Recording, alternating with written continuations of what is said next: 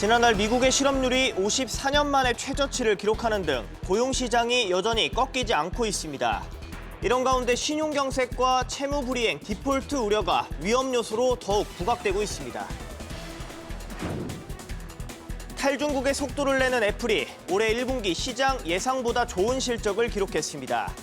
워런 버핏 버크셔 해서웨이 회장은 애플은 우리가 소유한 어떤 기업보다 뛰어나다고 밝혔습니다. 애플은 인도에서 분기 기준 역대 최대 매출을 달성했는데 인도 스마트폰 점유율 삼성과의 대결이 불가피해 보입니다. 미국 전기차 시장에서 리스 비중이 빠르게 늘고 있습니다. 현대차는 리스 차량에 대한 미 인플레이션 감축법, 보조금 지급 규정을 적극 활용해 시장 공략에 나설 계획입니다. 윤석열 대통령과 기시다 후미오 총리가 한일 관계를 본 궤도에 올리겠다는 데 뜻을 모았습니다. 두 정상은 화이트리스트 복원과 반도체 공급망 공조를 강화하는 데 의견을 함께했습니다. 오늘은 전국이 맑겠고 아침 기온은 내륙을 중심으로 5도 이하로 떨어지는 곳이 많아 쌀쌀하겠습니다. 내륙을 중심으로 낮과 밤의 기온차가 20도 안팎으로 크겠습니다. 여러분 안녕하십니까? 5월 8일 월요일 모닝벨 시작합니다. 주춤하던 미국의 고용시장이 다시 강한 흐름을 나타내고 있습니다. 이런 상황에도 신용경색 공포와 함께 국가 부채 한도 협상까지 지연되면서 채무 불이행, 디폴트 우려가 경제 위기의 뇌관으로 지목되고 있습니다.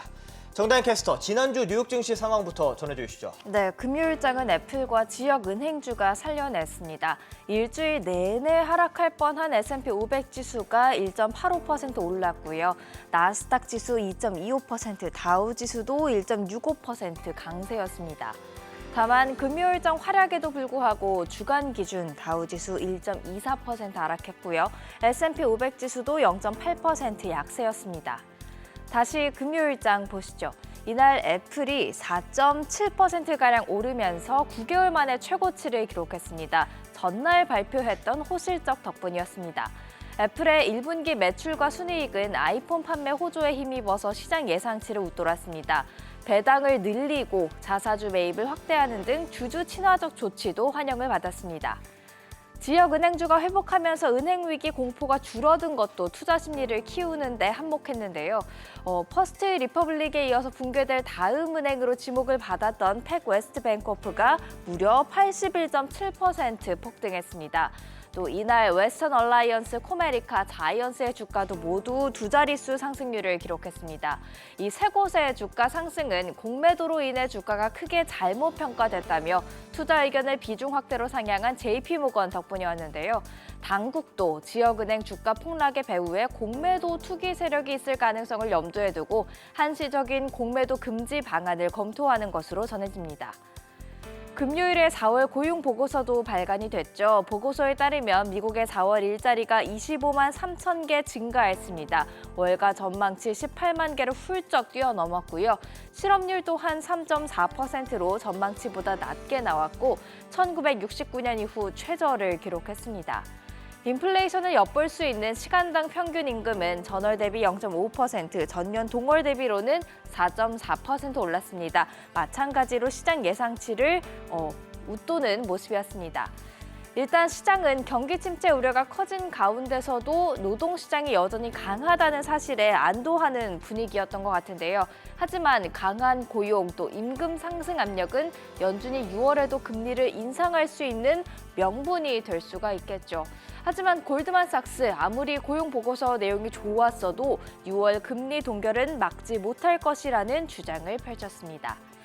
시장도 6월 동결 가능성을 91%가량으로 보면서 골드만삭스 주장에 동조하고 있습니다. 이번 주에 발표되는 물가 지표가 중요할 것으로 보이는데요. 이번 주 일정 체크해 보시죠. 월요일은 무난하게 지나갈 것으로 예상되는 가운데 화요일 뉴욕 연은 총재가 공식 행사에 참석을 합니다. 매파로 분류되는 윌리엄스 총재가 어떤 발언을 할지 주목이 되고요. 그리고 10일 4월 소비자 물가지수 CPI가 공개됩니다. 바로 다음 날 생산자 물가지수 PPI도 함께 나옵니다. 12일에는 미시간드 소비자 심리지수 예비치가 공개됩니다. 소비 심리가 여전히 강한지 확인할 수 있습니다.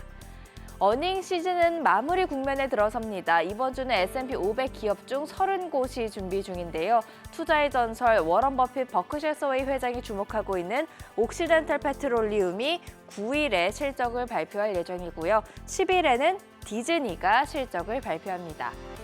유럽 증시는 호전된 경제 지표의 일제히 상승 마감하는 분위기였습니다. 상승폭도 1% 안팎으로 꽤 컸고요. 중화권 증시는 혼조세였습니다. 상해 종합지수가 소폭 내릴 때 홍콩 항생지수 0.5% 강세였습니다. 비트코인은 현재 오전 6시 기준 3,800만 원대에 계속해서 거래되고 있고요.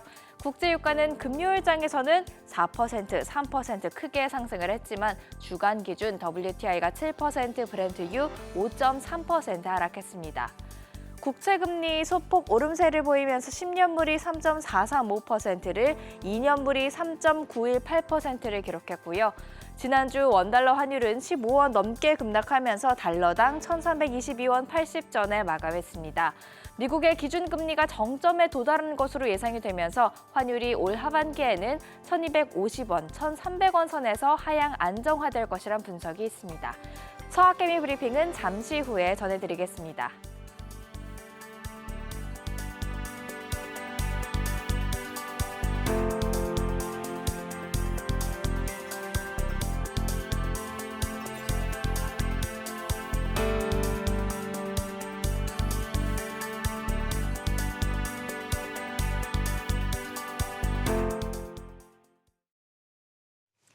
미국의 지난 4월 실업률이 54년 만에 최저치로 하락하는 등 주춤하던 미국의 고용 지표가 다시 강한 모습을 보이고 있습니다. 이런 가운데 은행권 위기에 따른 신용 경색과 또 부채 협상 지연에 따른 디폴트 우려가 미 경제 위기의 뇌관으로 떠오르고 있습니다. 임중윤 기자. 예, 임중윤입니다.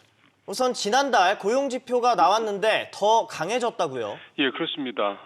현지 시간 5일 미국 노동부가 미국의 4월 고용 지표를 발표했는데 일단 실업률은 3.4%로 지난 3월보다 0.1%포인트가 더 낮아지면서 지난 1969년 5월 이후 54년 만에 최저치를 기록을 했습니다.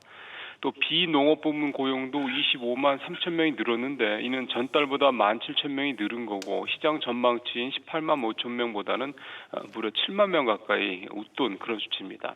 여기에 시간당 임금도 전년 대비 4.4%가 올라서 한 달 만에 다시 상세로 돌아섰는데요. 3월에 주춤했던 고용지표가 한 달 만에 다시 강세로 돌아서면서 다음 달 FOMC에서 연준의 셈법이 더 복잡해지게 됐습니다. 이런 상황에서 미 경제의 최대 변수라고 하면 신용 경색 문제가 다시 떠오르고 있다고요. 그렇습니다. 최근 오스틴 굴스비 시카고 연은 총재가 신용 문제의 변동성이 통화 정책의 주요 변수로 떠올랐다라고 언급을 했고요. 이보다 앞서서 파월 연준 의장도 지난주 FOMC 기자회견에서 다음 달, 즉 6월 FOMC에서 금리 결정의 핵심 요인으로 신용 경색을 사실상 지목을 했기 때문입니다. 일부 지방은행을 중심으로 은행권 위기감이 이어지면서 시장에 돈이 충분하게 돌지 않을 수 있고 이게 미국 경제의 발목을 잡을 수 있다 이런 의미가 되는 건데요. 여기에 더해서 제닛 옐런 미 재무장관이 현지 시간 7일 지난 몇 달 동안 시행해온 특별 조치가 바닥이 나고 있다면서 재차 부채 한도 상향을 압박하고 나서는 등 미국 정부의 디폴트 우려감도 더욱 긴장감을 높이고 있는 대목입니다. SBS BG 임종윤입니다.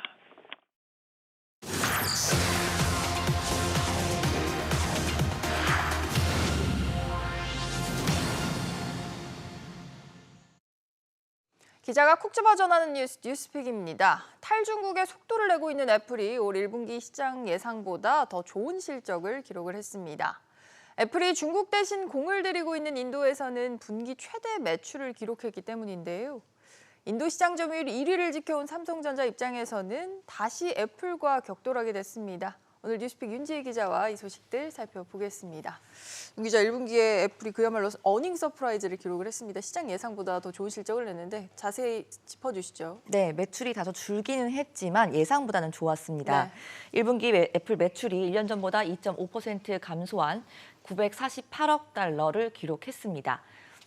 인플레이션과 IT 기기에 대한 수요 급감으로 인해서 작년 하반기부터 악화가 됐던 실적이 그렇다면 바닥을 찍고 반등하는 거 아니냐 이러한 기대감이 커졌는데요.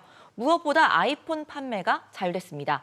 맥과 아이패드 매출은 두 자릿수 급감했지만 아이폰 매출이 증가하면서 효자 노릇을 했습니다. 현지 시간 5일 뉴욕 증시에서는 애플 주가가 173.57달러에 마감하면서 9개월 만에 최고가를 기록하기도 했습니다. 주가도 실적에 반영을 했다. 네. 특히 애플이 중국 대신에 선택한 인도에서 실적이 좋았다는 거잖아요. 그렇습니다. 팀쿡 애플 최고 경영자는 지난 4일 실적 발표 뒤에 인도 사업에서 분기 기준 역대 최대 실적을 기록했다 이렇게 말하기도 했습니다.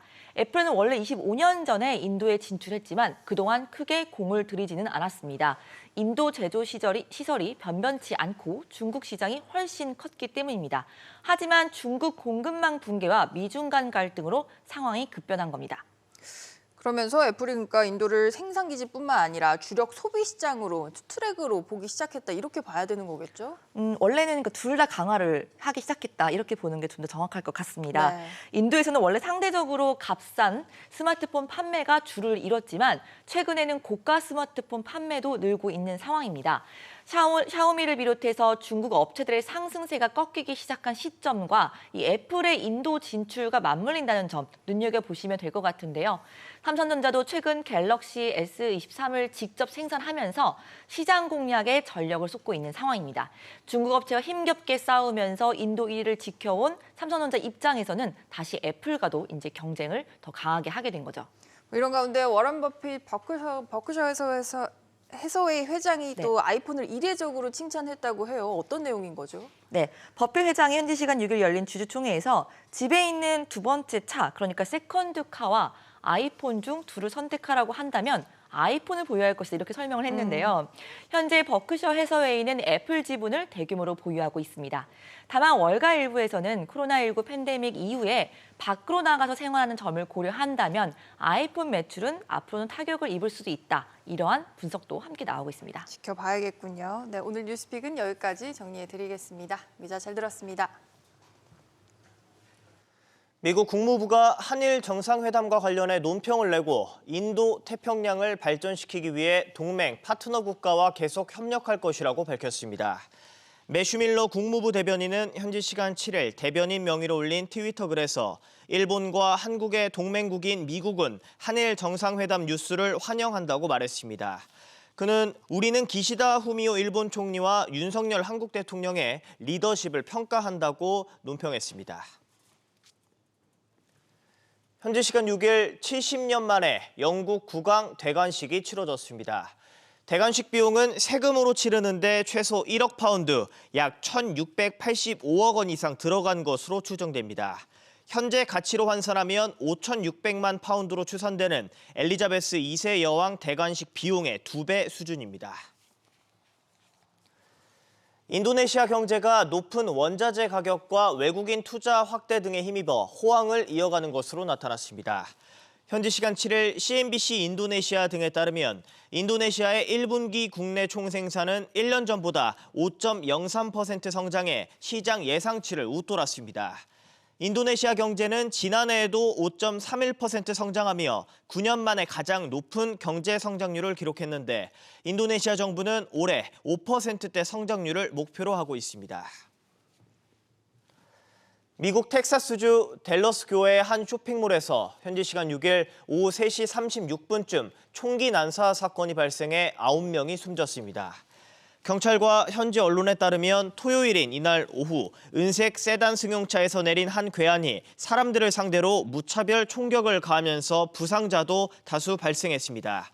주말을 맞아 쇼핑몰을 찾은 수백 명이 건물 밖으로 대피하며 혼란이 빚어졌고 출동한 경찰관들은 교전 끝에 용의자를 사살했습니다.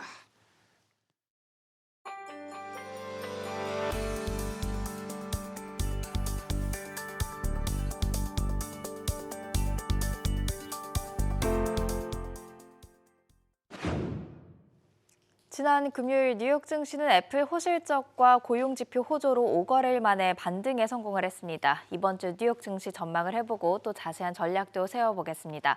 대신증권 마켓전략실 문남중 수석연구위원 전화로 연결돼 있습니다. 안녕하세요. 안녕하세요. 네, 먼저 4월 고용 보고서부터 살펴보겠습니다. 둔화 조짐을 보이는가 싶었던 노동시장이 여전히 강력한 것으로 확인됐습니다.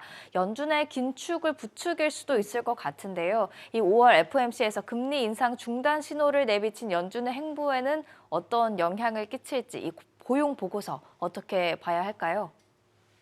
4월 비농업 부문 고용자 수 25만 3천 명으로 전월치 16만 5천 명, 예상치 8만 8천 명 모두 상회하고 실업률은 3.4%로 예상치 3.6%를 하회를 했습니다. 시간당 평균임금 증가율은 전년 대비 4.4%, 전월 대비 0.5%로 증가를 했는데요.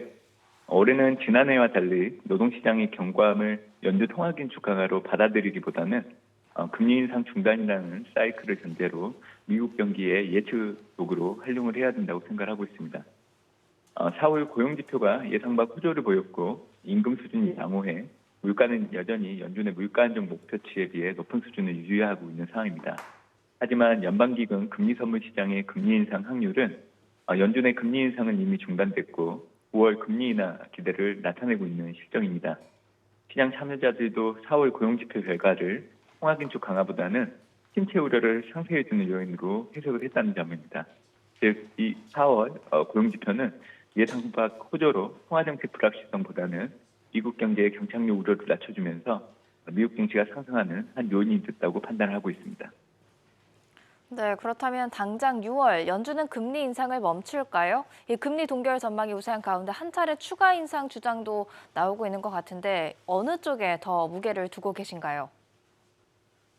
지난번 발표된 3월 근원 PC에 이어 이번 주 10일 발표되는 4월 소비자 물가와 근원 소비자 물가의 오름폭이 제한될 걸로 좀 예상되기 때문에 금리 인상 중단 전까지 물가 둔화세보다는 근원 물가가 여전히 높은 수준이라는 점이 주목을 받을 걸로 예상을 하고 있습니다. 3월 근원 PC는 전년 동월 대비 4.6% 상승하면서 2월 4.7%에서 소폭 둔화됐고 전월 대비로는 2월과 같은 0.3%를 유지를 했습니다. 이번 주 10일 발표되는 4월 소비자 물가와 근원 소비자 물가 예상치는 전년 동월 대비 각각 5%와 5.5%로 전월치 5%와 5.6% 수준을 뛸 걸로 예상이 되고 있습니다. 또한 올해 1분기 고용비용 지수는 전분기 대비 1.2% 상승해 지난해 4분기 1.2%보다 소폭 상승한 상황입니다. 헤드라인 인플레 둔화에도 불구하고 고용비용 지수 상승세의 가속화와 근원 인플레가 여전히 높은 수준을 유지하고 있고 올해 연준 통화정책은 2월 근원 PC를 통해 실질 정책금리가 양액값으로 전환된 점을 고려할 때 6월 FMC에서 25pp 금리 인상 후 최종 정책금리 5.5%를 마지노선으로 금리 인상 중단, 연말까지 동결 기조 유지, 내년 상반기쯤 되어야 금리 인하 단행을 염두에 둘 필요가 있다고 판단하고 있습니다. 네, FOMC 고용 보고서 그리고 애플 실적까지 뉴욕 증시를 뒤덮고 있던 불확실성이 대부분 현재 제거된 상황인데요. 이번 주 CPI, PPI 중요하게 봐야겠죠. 앞으로 계속해서 상승할 수 있을지 이 부분은 어떻게 보고 계신가요? 5월 증시는 시기적으로 5월에는 주식을 팔아라라는 경원으로 통합니다. 최근 20년간 S&P 500의 월간 수익률을 살펴보면 5월 S&P 500의 평균 수익률은 0.4%로 한 해 가운데 성과가 높지 않은 달에 속하긴 합니다. 하지만 올해는 5월 증시의 징크스가 깨지는 한 해로 기록될 걸로 좀 보고 있는데 이를 위해서는 이번 주 발표되는 CPI, 심리, 기대 인플레라는 세 가지 경제지표 조합이 각각 물가 오름폭 둔화, 심리 개선, 기대 인플레 하락으로 비교된다면 그 가능성은 커질 걸로 예상합니다. 특히 미국의 4월 소비자 물가와 근원 소비자 물가의 예상치는 전년 동월 대비 각각 5%와 5.5%로 물가 둔화폭이 제한되는 점은 아쉽지만 여전히 방향성에 초점을 맞출 경우 증시는 긍정적으로 해석할 걸로 예상합니다. 지난해 12월 소비자 물가가 7%를 하회할 때부터 증시 상승 가수가 커진 점을 볼 때 5%대 소비자 물가 결과는 미국 증시의 상방 압력을 높이는 잣대가 될 걸로 예상을 하고 있습니다. 12일 5월 미시간대 소비자 심리 지수와 1년 기대 인플레이션을 통해 소비자 심리 개선과 기대 인플레 감소라는 조합으로 기결된다면 시장은 6월 FMC에서 금리 동결 기대를 높이고 또 하반기 미국 경제 경착륙 우려를 낮추며 리스크온 국면을 유지하는 데 힘을 보탤 걸로 예상합니다. 궁극적으로 2월 근원 PC 결과 이후 양해값이 실질정책금리 구간에 놓인 이 미국 증시는 금리 인상 중단이 멀지 않았다는 점을 통해 상방 압력을 높이면서 미국 나스닥과 성장주를 중심으로 주도하는 장세가 연출될 걸로 예상을 하고 있습니다. 네, 셀린 메이가 아니고 바이인 메이가 될지 한번 지켜보시죠. 지금까지 문남중 대신증권 마켓전략실 수석 연구위원이었습니다. 오늘 말씀 고맙습니다.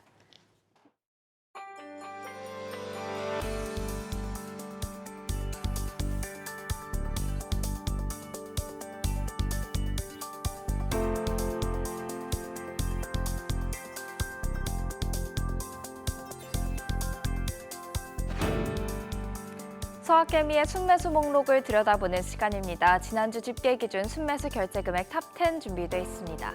12위 찰스 슈왑의 배당주 ETF SCHD가 차지했습니다.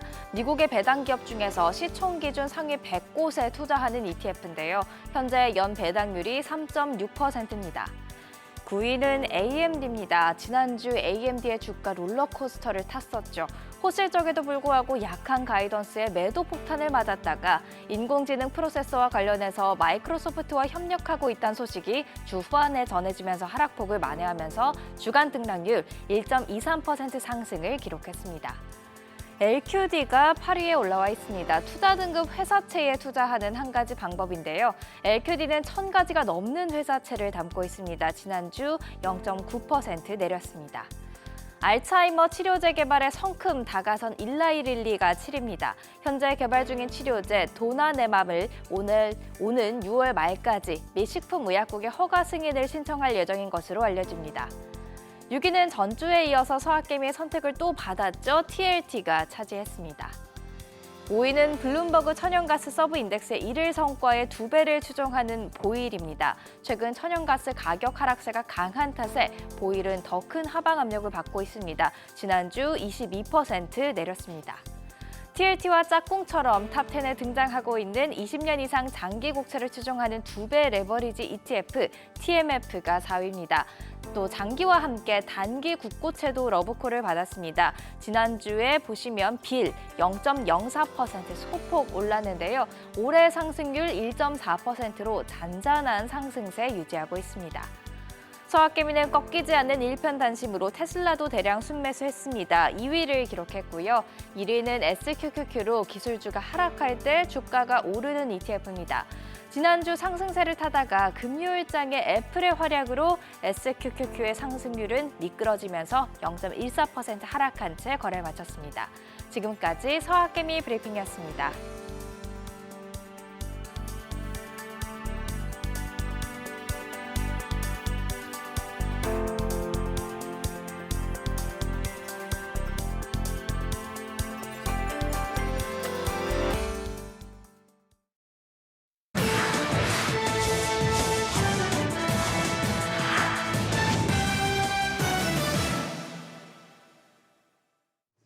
네, 투자의 달인 워런 버핏 회장이 이끄는 버크셔 해서웨이가 깜짝 실적을 올렸습니다.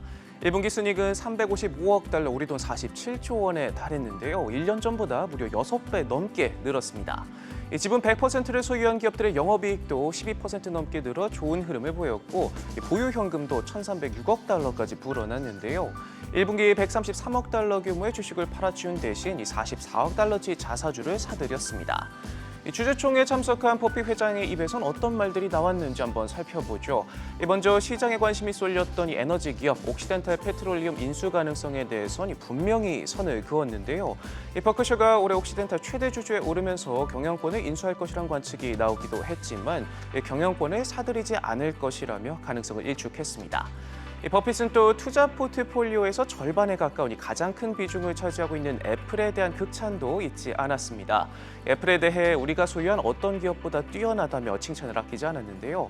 몇 년 전 지분 일부를 정리한 것에 대해 멍청한 결정이었고 후회된다라고 말하기도 했습니다. 아울러 최근 은행 위기와 관련해 미 당국이 나서지 않았다면 재앙이 됐을 것이라며 앞으로도 혼란이 더 일어날 수 있다고 우려를 표했고 또 미중 갈등을 고려해 대만보다 일본에 대한 투자가 더 편하다고 언급하기도 했습니다. 앞서 버크셔는 지난달 일본 종합상사들에 대한 지분을 7.4%까지 늘렸다고 밝혔죠. 이런 가운데 최근 미쓰이물산을 비롯해 버핏이 주목한 일본 종합상사들은 최초로 순이익 1조 엔 시대를 열면서 버핏의 선택이 옳았음을 보여줬습니다. 검색 시장 안방마님 구글이 대대적인 변신을 예고했습니다. 인공지능 도입으로 경쟁이 치열해지면서 새로운 검색 서비스를 선보이기로 한 건데요. 특히 AI 챗봇, 틱톡과 같은 짧은 동영상, 소셜미디어 게시물 등 젊은 사용자들에게 친숙한 요소들을 활용하는 방안을 추진 중입니다. 프로젝트 마기로 불리는 구글의 새 검색 엔진은 오는 10일로 예정된 연례 개발자 회의에서 공개될 전망입니다. 구글은 아직까지도 시장 점유율 90%를 자랑하는 검색 엔진 공룡으로 자리를 굳건히 하고 있습니다. 지난해 매출만 해도 1,620억 달러, 우리 돈 213조 5천억 원에 달했는데요. 하지만 최근 AI 챗봇을 비롯해 중국 틱톡 같은 짧은 동영상 앱이 이용자들의 관심을 가져가며 이 검색 시장 판도가 조금씩 흔들리고 있고 여기에 오픈AI의 챗 GPT를 등에업은 마이크로소프트가 한 발 먼저 대화형 검색 엔진을 선보이는 등 성공에 나서자 황급히 대응책 마련에 나서는 모습입니다. 애플이 효자 상품이죠. 아이폰 판매 힘입어 1분기 선방했습니다. 매출과 순이익 모두 1년 전보다 각각 2%, 3%가량 줄었지만 시장 기대치는 웃돌았는데요. 이처럼 전체 매출이 줄어든 상황에도 아이폰 매출은 2% 늘어난 513억 3천만 달러, 우리 돈 68조 원을 기록하면서 실적을 견인했습니다. 또 새로운 전략 거점으로 공을 들이고 있는 인도 시장도 이 같은 기간 역대 최대 매출을 기록했는데요. 팀쿡 CEO는 구체적인 수치는 밝히지 않았지만 1년 전 같은 기간에 비해 두 자릿수의 매우 강력한 성장세를 보였다며 인도가 티핑 포인트에 도달했다고 강조했습니다. 애플은 중국을 대체할 생산 기지로 인도를 점 찍어 놓은 상태인데요. 지난해 처음으로 최신 기종인 아이폰 14를 생산했고 오는 2025년까지 아이폰 전체 제품의 25%를 인도에서 출하한다는 방침을 밝히기도 했습니다. 아울러 14억 인구를 가진 인도 시장 공략에도 적극 나서고 있죠. 특히 저가 스마트폰이 줄을 잃었던 인도에서 고가 제품 판매 비중도 두 자릿수로 늘어나자 본격적인 시장 개척에 박차를 가하고 있습니다. 세계 최대 가상자산 거래소 바이낸스가 미 당국의 집중 조사를 받고 있습니다. 이번엔 러시아의 제재 회피 통로 의혹이 제기됐는데요. 미 법무부 국가안보당국은 바이낸스가 미국의 대러시아 제재에 위반되는 행위에 관여했는지 조사하고 있습니다. 바이낸스는 과거에도 이란이 받는 제재와 관련해 제재 회피 수단으로 활용됐다는 민원이 제기돼 법무부가 관련 내용을 파악한 사례가 있는 만큼 더욱 강도 높은 조사가 진행될 것으로 보이는데요. 바이낸스의 순환은 여기서 끝이 아닙니다. 지난해 3월 파생상품 등에 관한 규정 위반으로 소송이 제기된 상태고 아울러 자금 세탁 의무 위반 여부, 미등록 증권 거래 지원 등 각종 조사에 시달리고 있습니다. 위기설에 휩싸인 미국 지역 은행들의 주가가 급반등했습니다. 회사 매각을 검토하고 있다는 소식에 반토막이 났던 팩웨스트뱅코프의 주가는 금요일장 80% 넘게 오르면서 반등에 성공했는데요. 동반 하락했던 웨스턴 얼라이언스 뱅코프도 50% 가까이 급등했고 자이언스 뱅코퍼레이션 역시 20% 가까이 올랐습니다. 다만 이 같은 주가 반등이 얼마나 오래 갈지 확실하지 않다는 지적도 나오는데요. 웨드부시의 데이비드 치아베리니 애널리스트는 이 전날만 해도 본질적으로 공포와 공황이 최고조에 달했는데 금요일 은행주의 구제 랠리가 일어났다며 장기적으로 은행 산업이 직면한 압박이 다시 수면 위로 올라오기 시작할 것이라고 경고했습니다. 금융당국은 이들 지역 은행의 주가 급락 배경에 공매도 세력의 시장 조작이 있을 가능성도 염두에 두고 은행주에 대한 한시적 공매도 금지 방안을 검토하는 것으로 알려졌는데요. 이 밖에 투자자들의 불안감을 잠재우기 위해 연방정부가 예금 보호 대상을 확대하는 방안도 하나의 가능성으로 거론되고 있습니다. 중국이 전기차 충전과 배터리 교환 관련 특허를 세계에서 가장 많이 가진 것으로 집계됐습니다. 일본 특허 분석 회사 페이턴트 리절트가 2010년부터 2022년까지 13년간 중국 기업의 관련 특허 출원수를 집계한 결과 총 4만 1,000건이 넘는 특허를 가진 것으로 나타나 1위를 차지했는데요. 5위를 차지한 우리나라의 4배에 달합니다. 중국 기업의 특허 내용을 보면 전기차 보급에 걸림돌이 됐던 충전 시간을 단축하는 것과 관련된 특허가 많았는데요. 전체 출원 건수 중 급속 충전 관련 특허 비율은 17%, 배터리 교환 관련이 10%를 차지했습니다. 기업별 출원수를 보면 토요타가 2,724건으로 1위를 차지했고 현대차와 기아는 각각 2위와 7위에 이름을 올렸습니다. 경영자문 업체인 아서디 리트재팬은 중국 전기차 시장이 빠르게 성장하면서 경쟁이 심화하고 있다며 앞으로 중국이 관련 기술을 독점해 에워싸할 가능성도 있다고 지적했습니다. 지금까지 글로벌 비즈였습니다.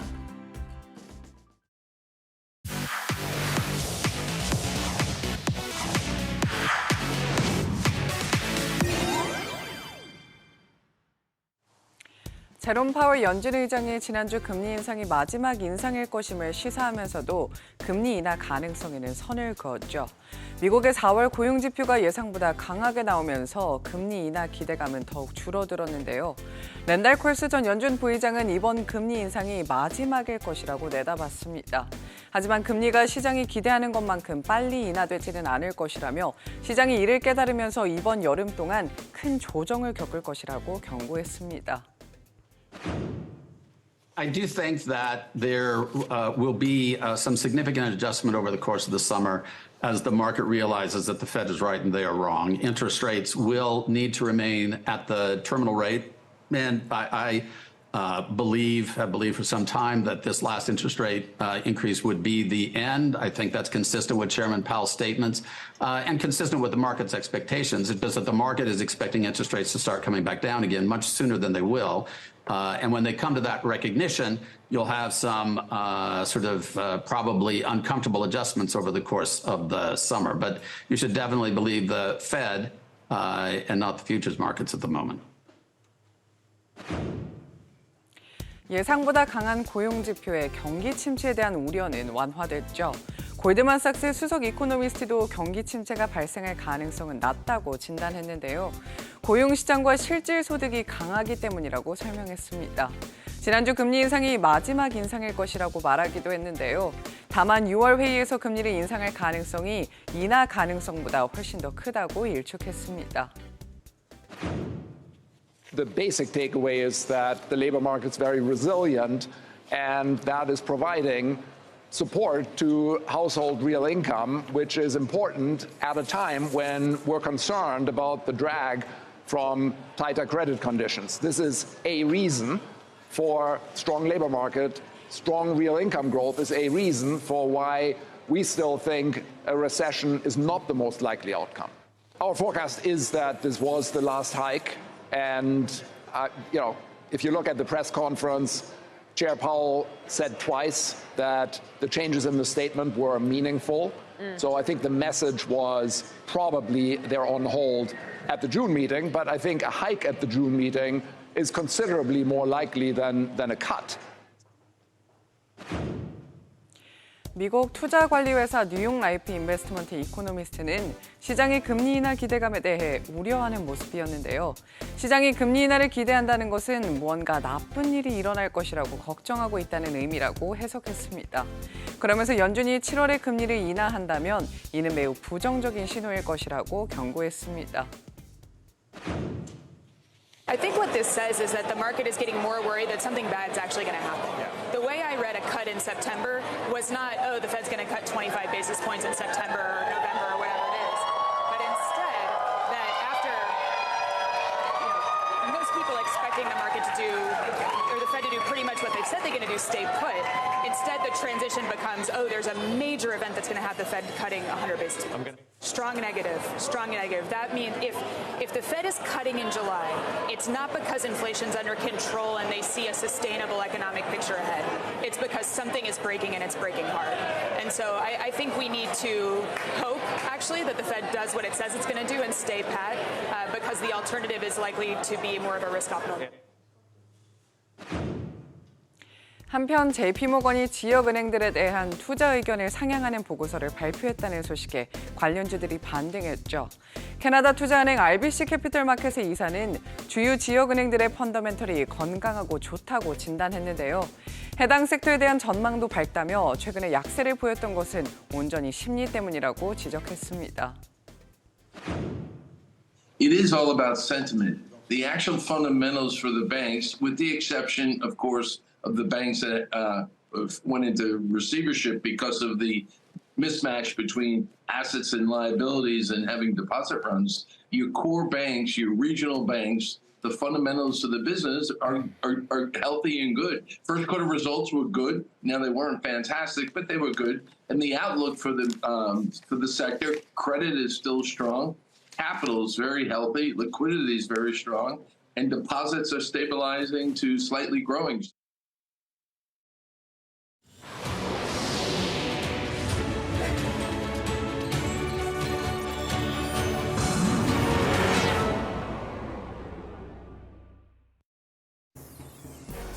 지난달 미국의 실업률이 54년 만에 최저치를 기록하는 등 고용시장이 여전히 꺾이지 않고 있습니다. 이런 가운데 신용경색과 채무불이행, 디폴트 우려가 위험 요소로 더 부각되고 있습니다. 탈중국에 속도를 내고 있는 애플이 올 1분기 시장 예상보다 좋은 실적을 기록했습니다. 워런 버핏 버크셔 해서웨이 회장은 애플은 우리가 소유한 어떤 기업보다 뛰어나다고 밝혔습니다. 애플은 인도에서 분기 기준 역대 최대 매출을 달성했는데 인도 스마트폰 점유율을 놓고 삼성과 대결이 불가피할 전망입니다. 미국 전기차 시장에서 리스 비중이 빠르게 늘고 있습니다. 현대차는 리스 차량에 대한 미 인플레이션 감축법, 보조금 지급 규정을 적극 활용해서 시장 공략에 나선다는 계획입니다. 윤석열 대통령과 기시다 후미오 총리가 한일 관계를 본궤도에 올리겠다는 데 뜻을 모았습니다. 두 정상은 화이트리스트 복원과 반도체 공급망 공조를 강화하는 데 의견을 함께 했습니다. 오늘은 전국이 맑겠고 아침 기온은 내륙을 중심으로 5도 아래로 떨어지는 곳이 많아 쌀쌀하겠습니다. 내륙을 중심으로 낮과 밤의 기온차가 20도 안팎으로 크겠습니다.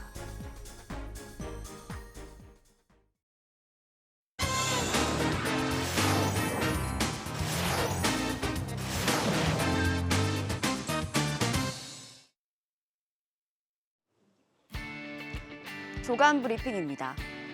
중앙일보는 우리나라도 이르면 7월부터는 코로나19 검사 치료비 일부가 유료화될 전망이라고 보도했습니다.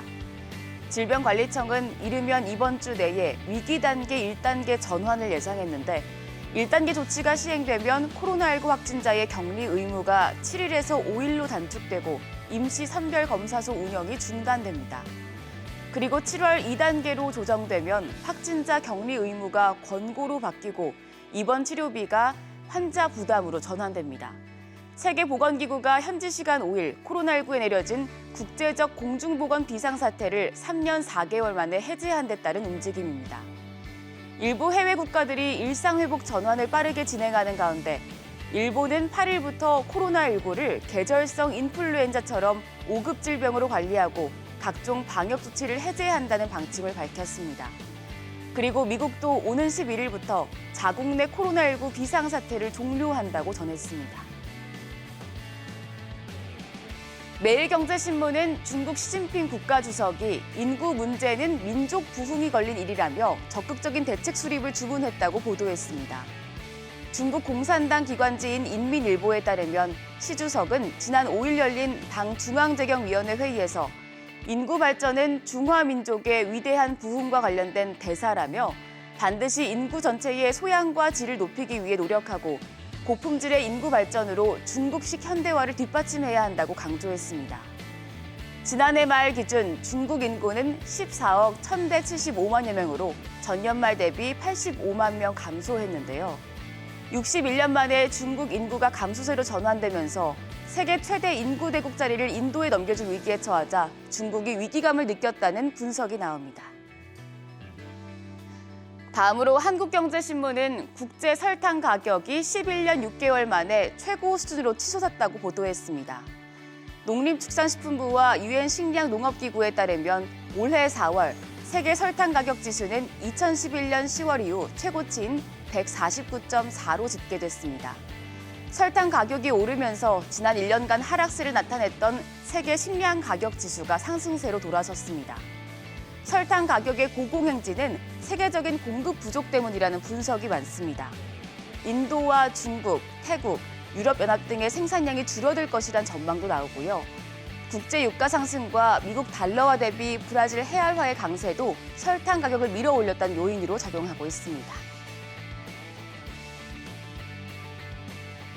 조선일보는 올 들어 한국 기업과 손을 잡은 중국 배터리 소재 기업에 조단위 투자가 이어지고 있다고 보도했습니다.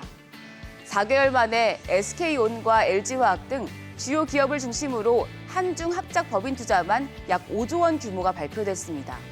지난 3월 SK온과 에코프로 머티리얼즈도 중국 거린메이와 손잡고 새만금 산단에 1조 2,100억 원 규모의 전구체 공장 투자를 계획을 발표한 데 이어서 LG화학도 화유 코발트와 손을 잡고 전북 군산 새만금 국가산업단지에 1조 2천억 원을 투자해 전구체 공장을 짓는 것으로 알려집니다. 여기에 포스코 퓨처엠도 화유 코발트와 합작사를 설립해서 1조 2천억 원을 투자해 경북 포항 블루밸리 산단에 전구체 생산 라인을 구축한다고 밝혔습니다. 업계에선 미국의 IRA, 인플레이션 감축법에 따라 직격탄을 맞은 중국 배터리 소재 업체들이 한국을 우회 피난처로 삼았다는 분석이 나옵니다.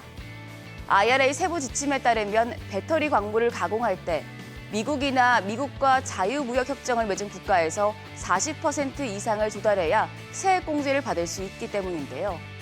한 업계 관계자는 향후 장비 분야까지 규제가 확대될 것을 염두에 두고 한국 시장 진출이 활발해지는 분위기라고 밝혔습니다.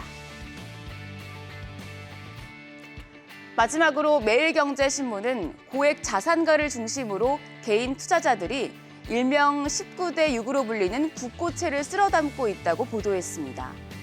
이 국고채는 2019년에 1%대 금리로 발행된 만기 20년짜리 장기 국채로 시중에 나온 마지막 저쿠폰 장기채입니다. 금융투자업계에 따르면 개인 투자자들은 올 들어 4월 말까지 국고채 19-6을 1조 5,289억 원어치 순매수했습니다. 가파른 금리 상승 여파로 채권 가격이 떨어지자 금리 인하기 반등을 노리고 대량 매수에 나선 것으로 알려집니다.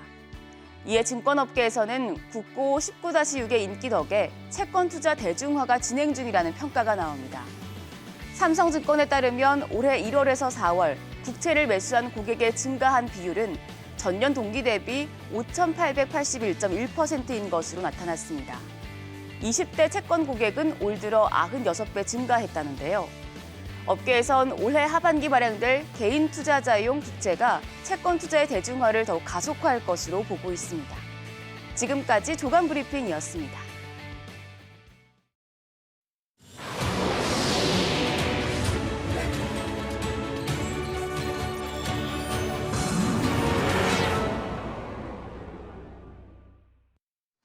정부가 금융권과 비통신사들의 알뜰폰 시장 진출이 통신시장 경쟁 활성화에 기여하고 있다고 평가했습니다.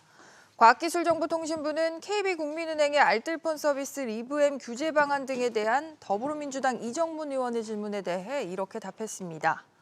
과기정통부는 사업 초기 단계부터 점유율 규제 등을 적용하면 통신시장 경쟁 활성화와 이용자 후생 제고 측면에서 바람직하지 않은 측면이 있다고 설명했습니다.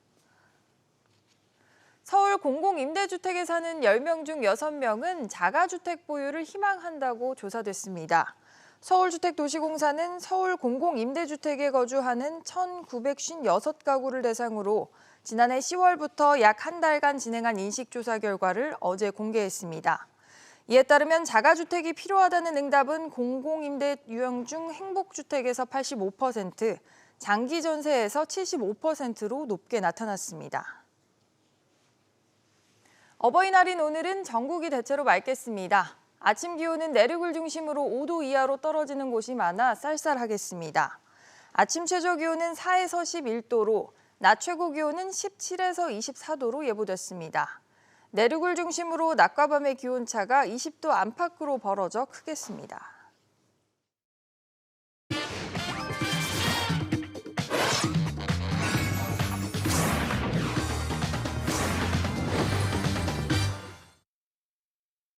오늘의 주요한 뉴스 키워드로 알아보겠습니다. 오늘도 김대호 박사와 함께합니다. 박사님, 안녕하세요. 네, 반갑습니다. 첫 번째 키워드부터 확인하시죠. 고용 쇼크. 미국의 지난달 신규 일자리가 시장 전망치를 크게 웃돌았습니다.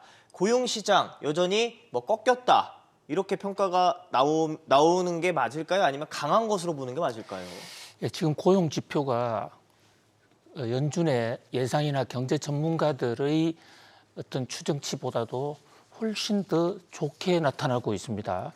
그래서 흔히 예상보다 더 좋은 것을 이제 깜짝 실적해서 earning surprise라고 표현을 하고 또 예상보다 더 나쁜 것을 고용 쇼크라고 그러는데요. 지금 고용 지표가 너무 좋아서 네. 이것은 더 이상 스프라이즈로 표현하기가 어렵다. 너무 좋은 어떤 고용 참사다라는 얘기까지 나오고 있는데요. 자, 고용 보고서 4가지 포인트가 있습니다.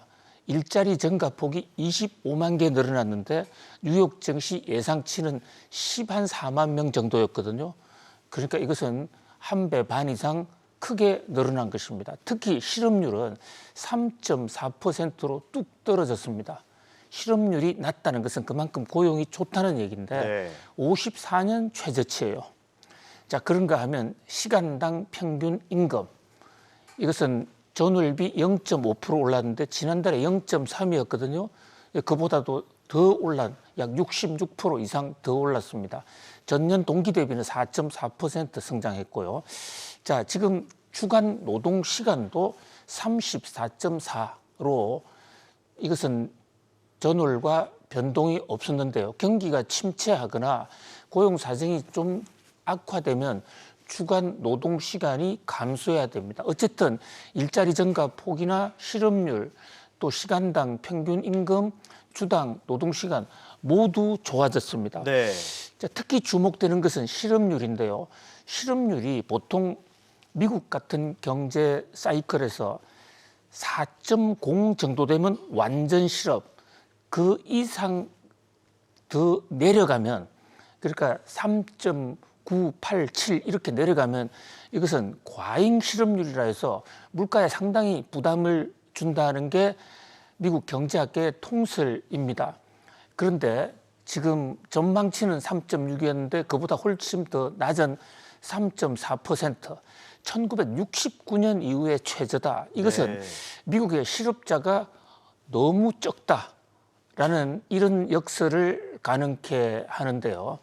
실업률이 낮은 것은 얼핏 보면 좋은 현상이지만 금리를 이렇게 인상해도 실업률이 떨어지고 있지 않다는 것은 적어도 고용 측면에서는 미국의 금리 인상이 효과가 별로 없다.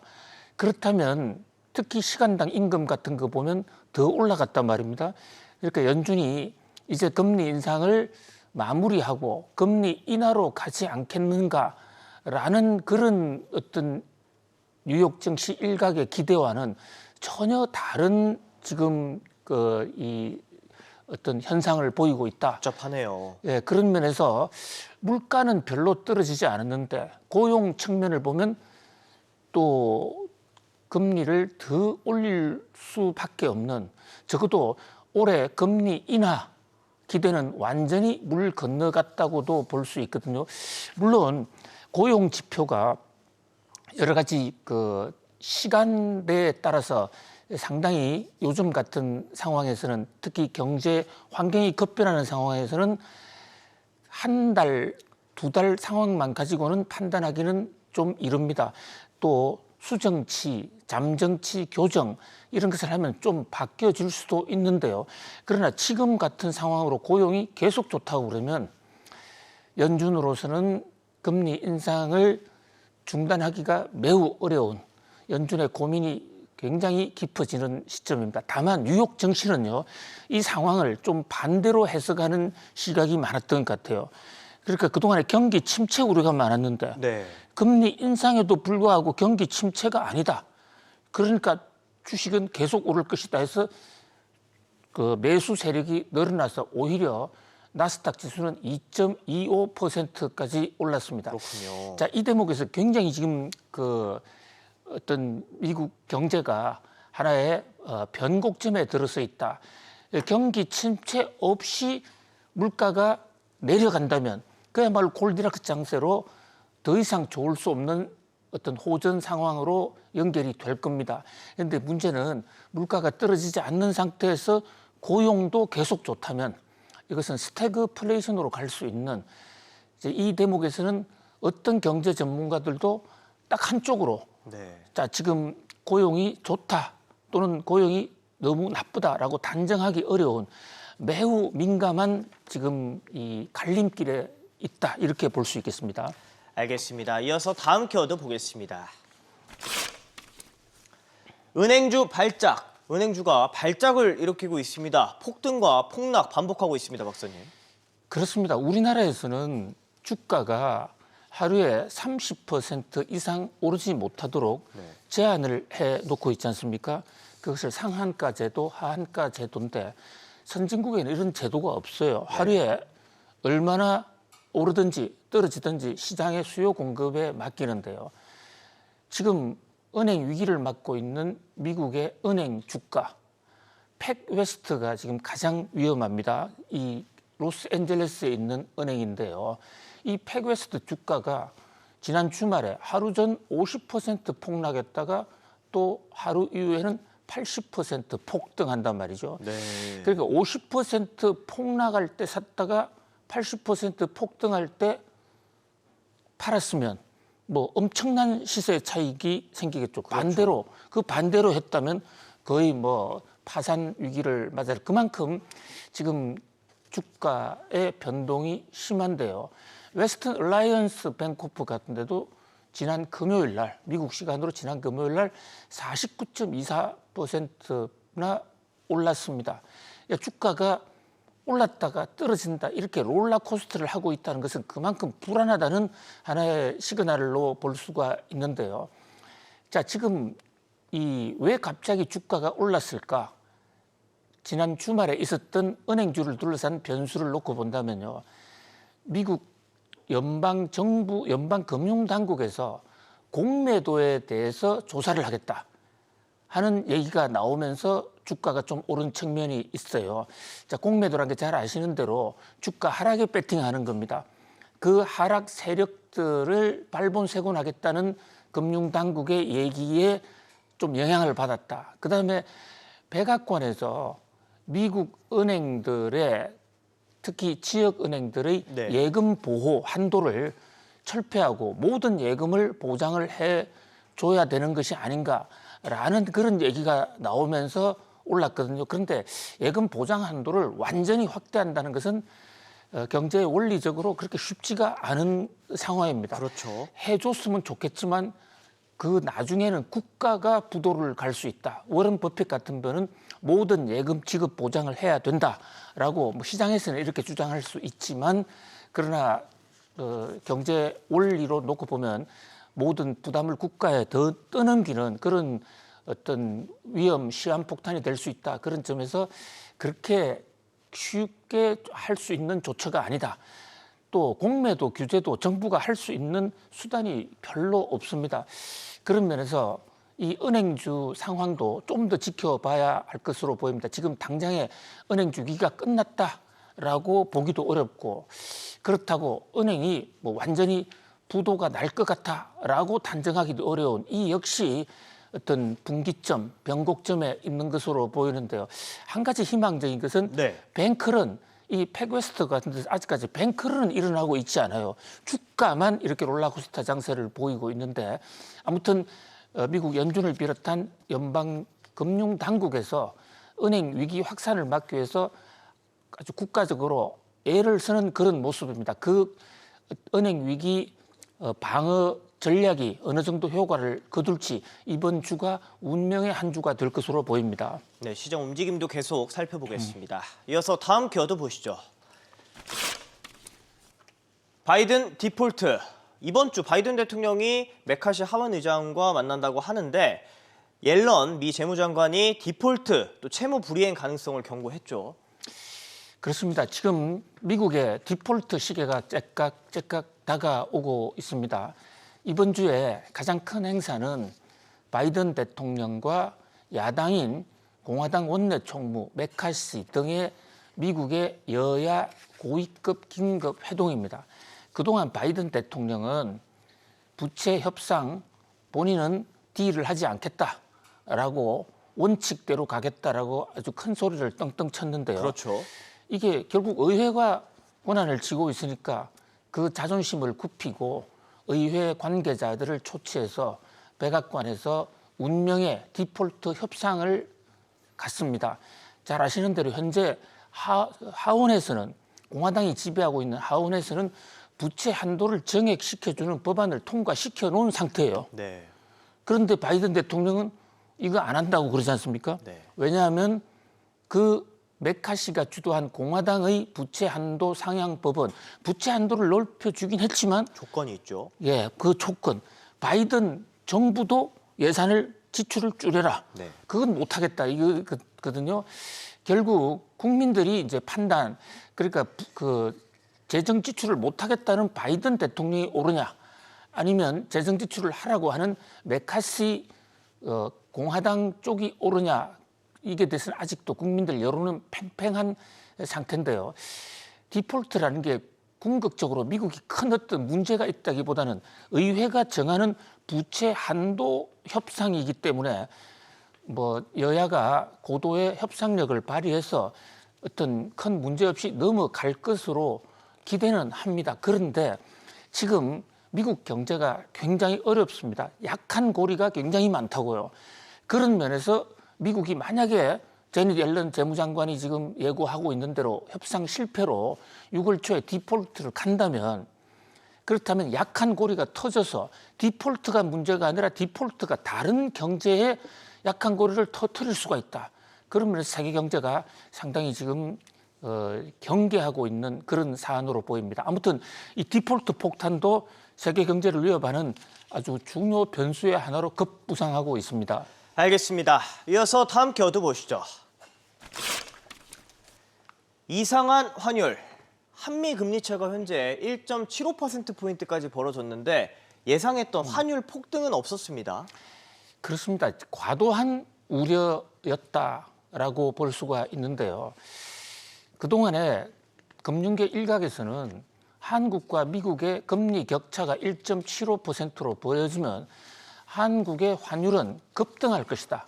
그러니까 우리나라 원화가 아주 무너질 것이다라고 본 전문가들이 일부 있습니다. 네.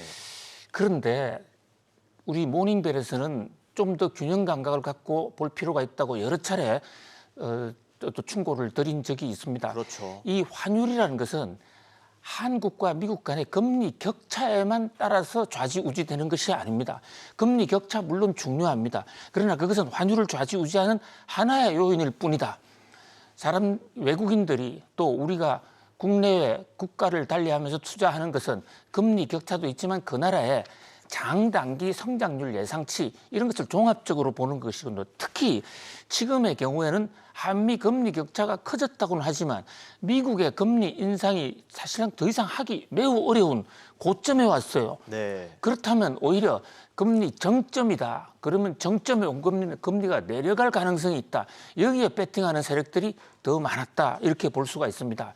물론 환율은 한 치 앞을 예측하기가 어려운 거니까 좌지우지 또 예단하기는 어렵습니다만은 그러나 미국과의 금리 격차가 커졌다고 해서 한국은행이 무조건 금리를 올려야 되고 또 우리 환율이 대란을 일으킬 것이다 라는 주장은 좀 한쪽 측면을 좀 과대평가했다라고 보는 것이 옳지 않느냐 이런 생각을 해봅니다. 알겠습니다. 이어서 오늘의 마지막 켜드 보시죠. 37조 시한폭탄. 폭탄 규모가 너무 큰 거 아닙니까? 그렇습니다. 지금 우리 경제는 물가가 조금 내려가면서 이 어려운 국제 금리 인상 환경 속에서 나름대로 아주 상당한 노력을 통해서 이 적응을 해 나가고 있습니다만은 크게 두 가지 지금 변수가 있습니다. 하나는 여러 차례 말씀 올린 대로 PF, 프로젝트 파이낸싱, 이 부동산 미분양에 따른 그 문제, 요게 네. 한 7월경에 피크가 될 것 같은데요. 그 대목이 하나 있고 또 하나는 지금 코로나 때 은행 대출을 상환 연기해 주거나 또는 동결시켜 준 금액이 있습니다. 그게 지난 3년간 소상공인들, 중소기업 이게 약 한 37조가 되는데요. 엄청나네요. 이제 연기하다가 상환을 9월 달에 그 연기가 종료되거든요. 이제 갚아야 된다고요. 이게 또 한꺼번에 몰리면 연착륙이 아니라 경착륙하면서 한국 경제에 큰 부담을 줄 수가 있습니다. 그런데 다행히 이런 어떤 이 37조 대출 폭탄이라든지 또는 프로젝트 파이낸싱 같은 것은 우리 예측할 수 있기 때문에 미리 대비한다면 그 피해를 최소화시킬 수 있지 않겠느냐. 그런 면에서 금융 당국의 또 적극적인 어떤 또 선제적인 그런 어떤 해결책이 매우 중요할 것으로 보이는데요. 아무튼 뭐 알고 있는 것은 위기가 아니다라는 얘기가 있는 것처럼 이 37조 대출 폭탄과 프로젝트 파이낸싱이라는 PF 폭탄 같이 협력해서 잘 극복해 나갈 수 있었으면 합니다. 알겠습니다. 지금까지 오늘의 키워드 고용 쇼크, 은행주 발작, 바이든 디폴트, 이상한 환율, 37조 시한폭탄 짚어봤습니다. 박사님 고맙습니다. 감사합니다.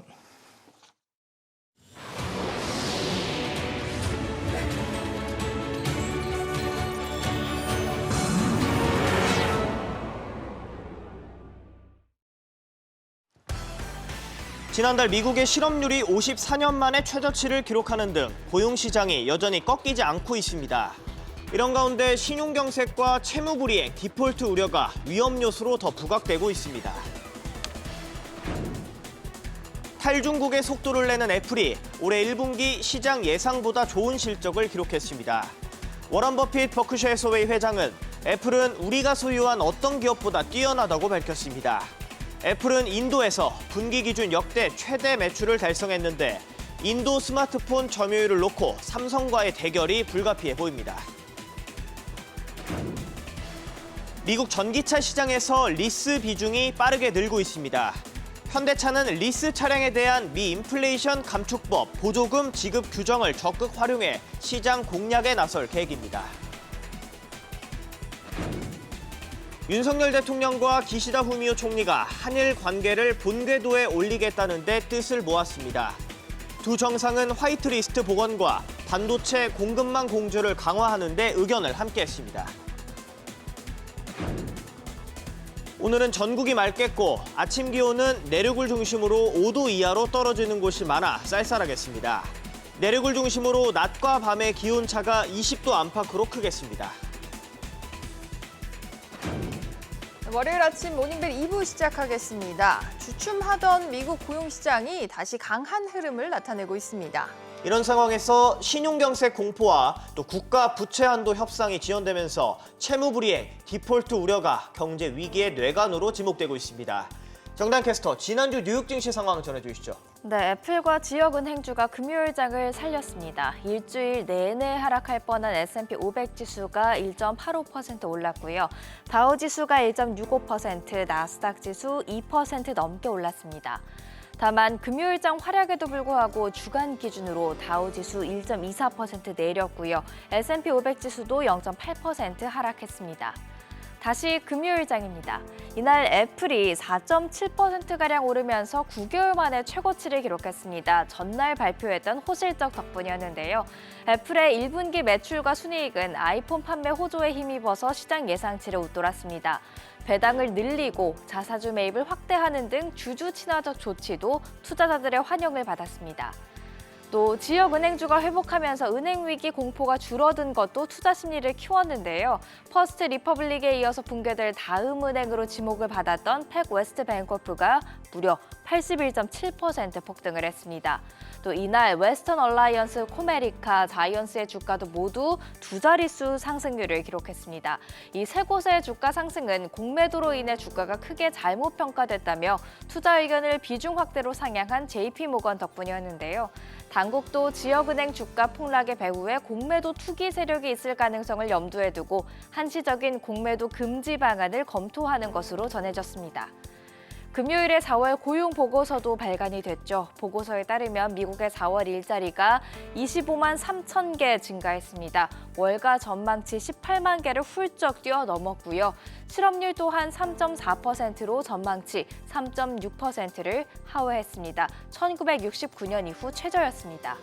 또 인플레이션을 엿볼 수 있는 시간당 평균 임금은 전월 대비로 0.5%, 전년 동월 대비로는 4.4%를 기록하면서 시장 예상치를 웃돌았습니다. 일단 시장은 경기 침체 우려가 커진 가운데서도 노동시장은 여전히 강하다는 사실에 안도하는 분위기가 강했습니다. 하지만 강한 고용 또 임금 상승 압력은 연준이 6월에도 금리를 인상할 수 있는 명분이 될 수 있는데요. 다만 골드만삭스는 아무리 고용 보고서 내용이 좋았어도 6월 금리 동결을 막지는 못할 것이라고 주장했습니다. 시장도 6월 동결 가능성을 91% 넘게 보면서 골드만삭스 주장에 동조하고 있습니다. 이번 주에 발표되는 물가 지표가 중요한 역할을 할 텐데요. 이번 주 일정 체크해 보시죠. 월요일은 무난하게 지나갈 것으로 예상되는 가운데 화요일 뉴욕 연은 총재가 공식 행사에 참석을 합니다. 이 매파로 분류되는 윌리엄스 총재가 어떤 발언을 할지 주목이 되고요. 그리고 10일에 4월 소비자 물가지수가 공개됩니다. 바로 다음 날 생산자 물가지수 PPI가 나오고요. 12일에는 미시간대 소비자 심리지수 예비치가 공개됩니다. 소비 심리가 여전히 강한지 확인할 수 있을 전망입니다. 어닝 시즌은 마무리 국면에 들어섭니다. 이번 주는 S&P 500 기업 중 30곳이 준비하고 있는데요. 투자의 전설 워런 버핏 버크셔 해서웨이 회장이 주목하고 있는 옥시덴탈 페트롤리움이 9일에 실적을 발표하고요. 10일에는 디즈니가 실적을 전할 예정입니다. 유럽 증시는 호전된 경제 지표에 일제히 상승 마감했습니다. 상승폭도 1% 안팎으로 꽤 컸고요. 중화권 증시는 혼조세였습니다. 상해 종합지수가 소폭 내릴 때 홍콩 항생지수 0.5%가량 강세였습니다. 비트코인은 현재 오전 7시 기준 3,840만 원대에 거래가 되고 있고요. 국제유가 금요일장에서 큰 폭으로 올랐습니다. WTI가 4%, 브렌트유도 4% 가까이 오름세를 보였는데요. 다만 주간 기준으로는 두 유가 모두 하락세였습니다. 국채금리 소폭 오름세를 보였습니다. 10년물이 3.435%, 2년물이 3.918%를 기록했고요. 지난주 원달러 환율은 15원 넘게 급락하면서 달러당 1,322원 80전에 마감을 했습니다. 미국의 기준금리가 정점에 도달한 것으로 예상이 되면서 환율이 올해 하반기에는 1,250원, 1,300원 선에서 하향 안정화될 것이란 분석이 있습니다.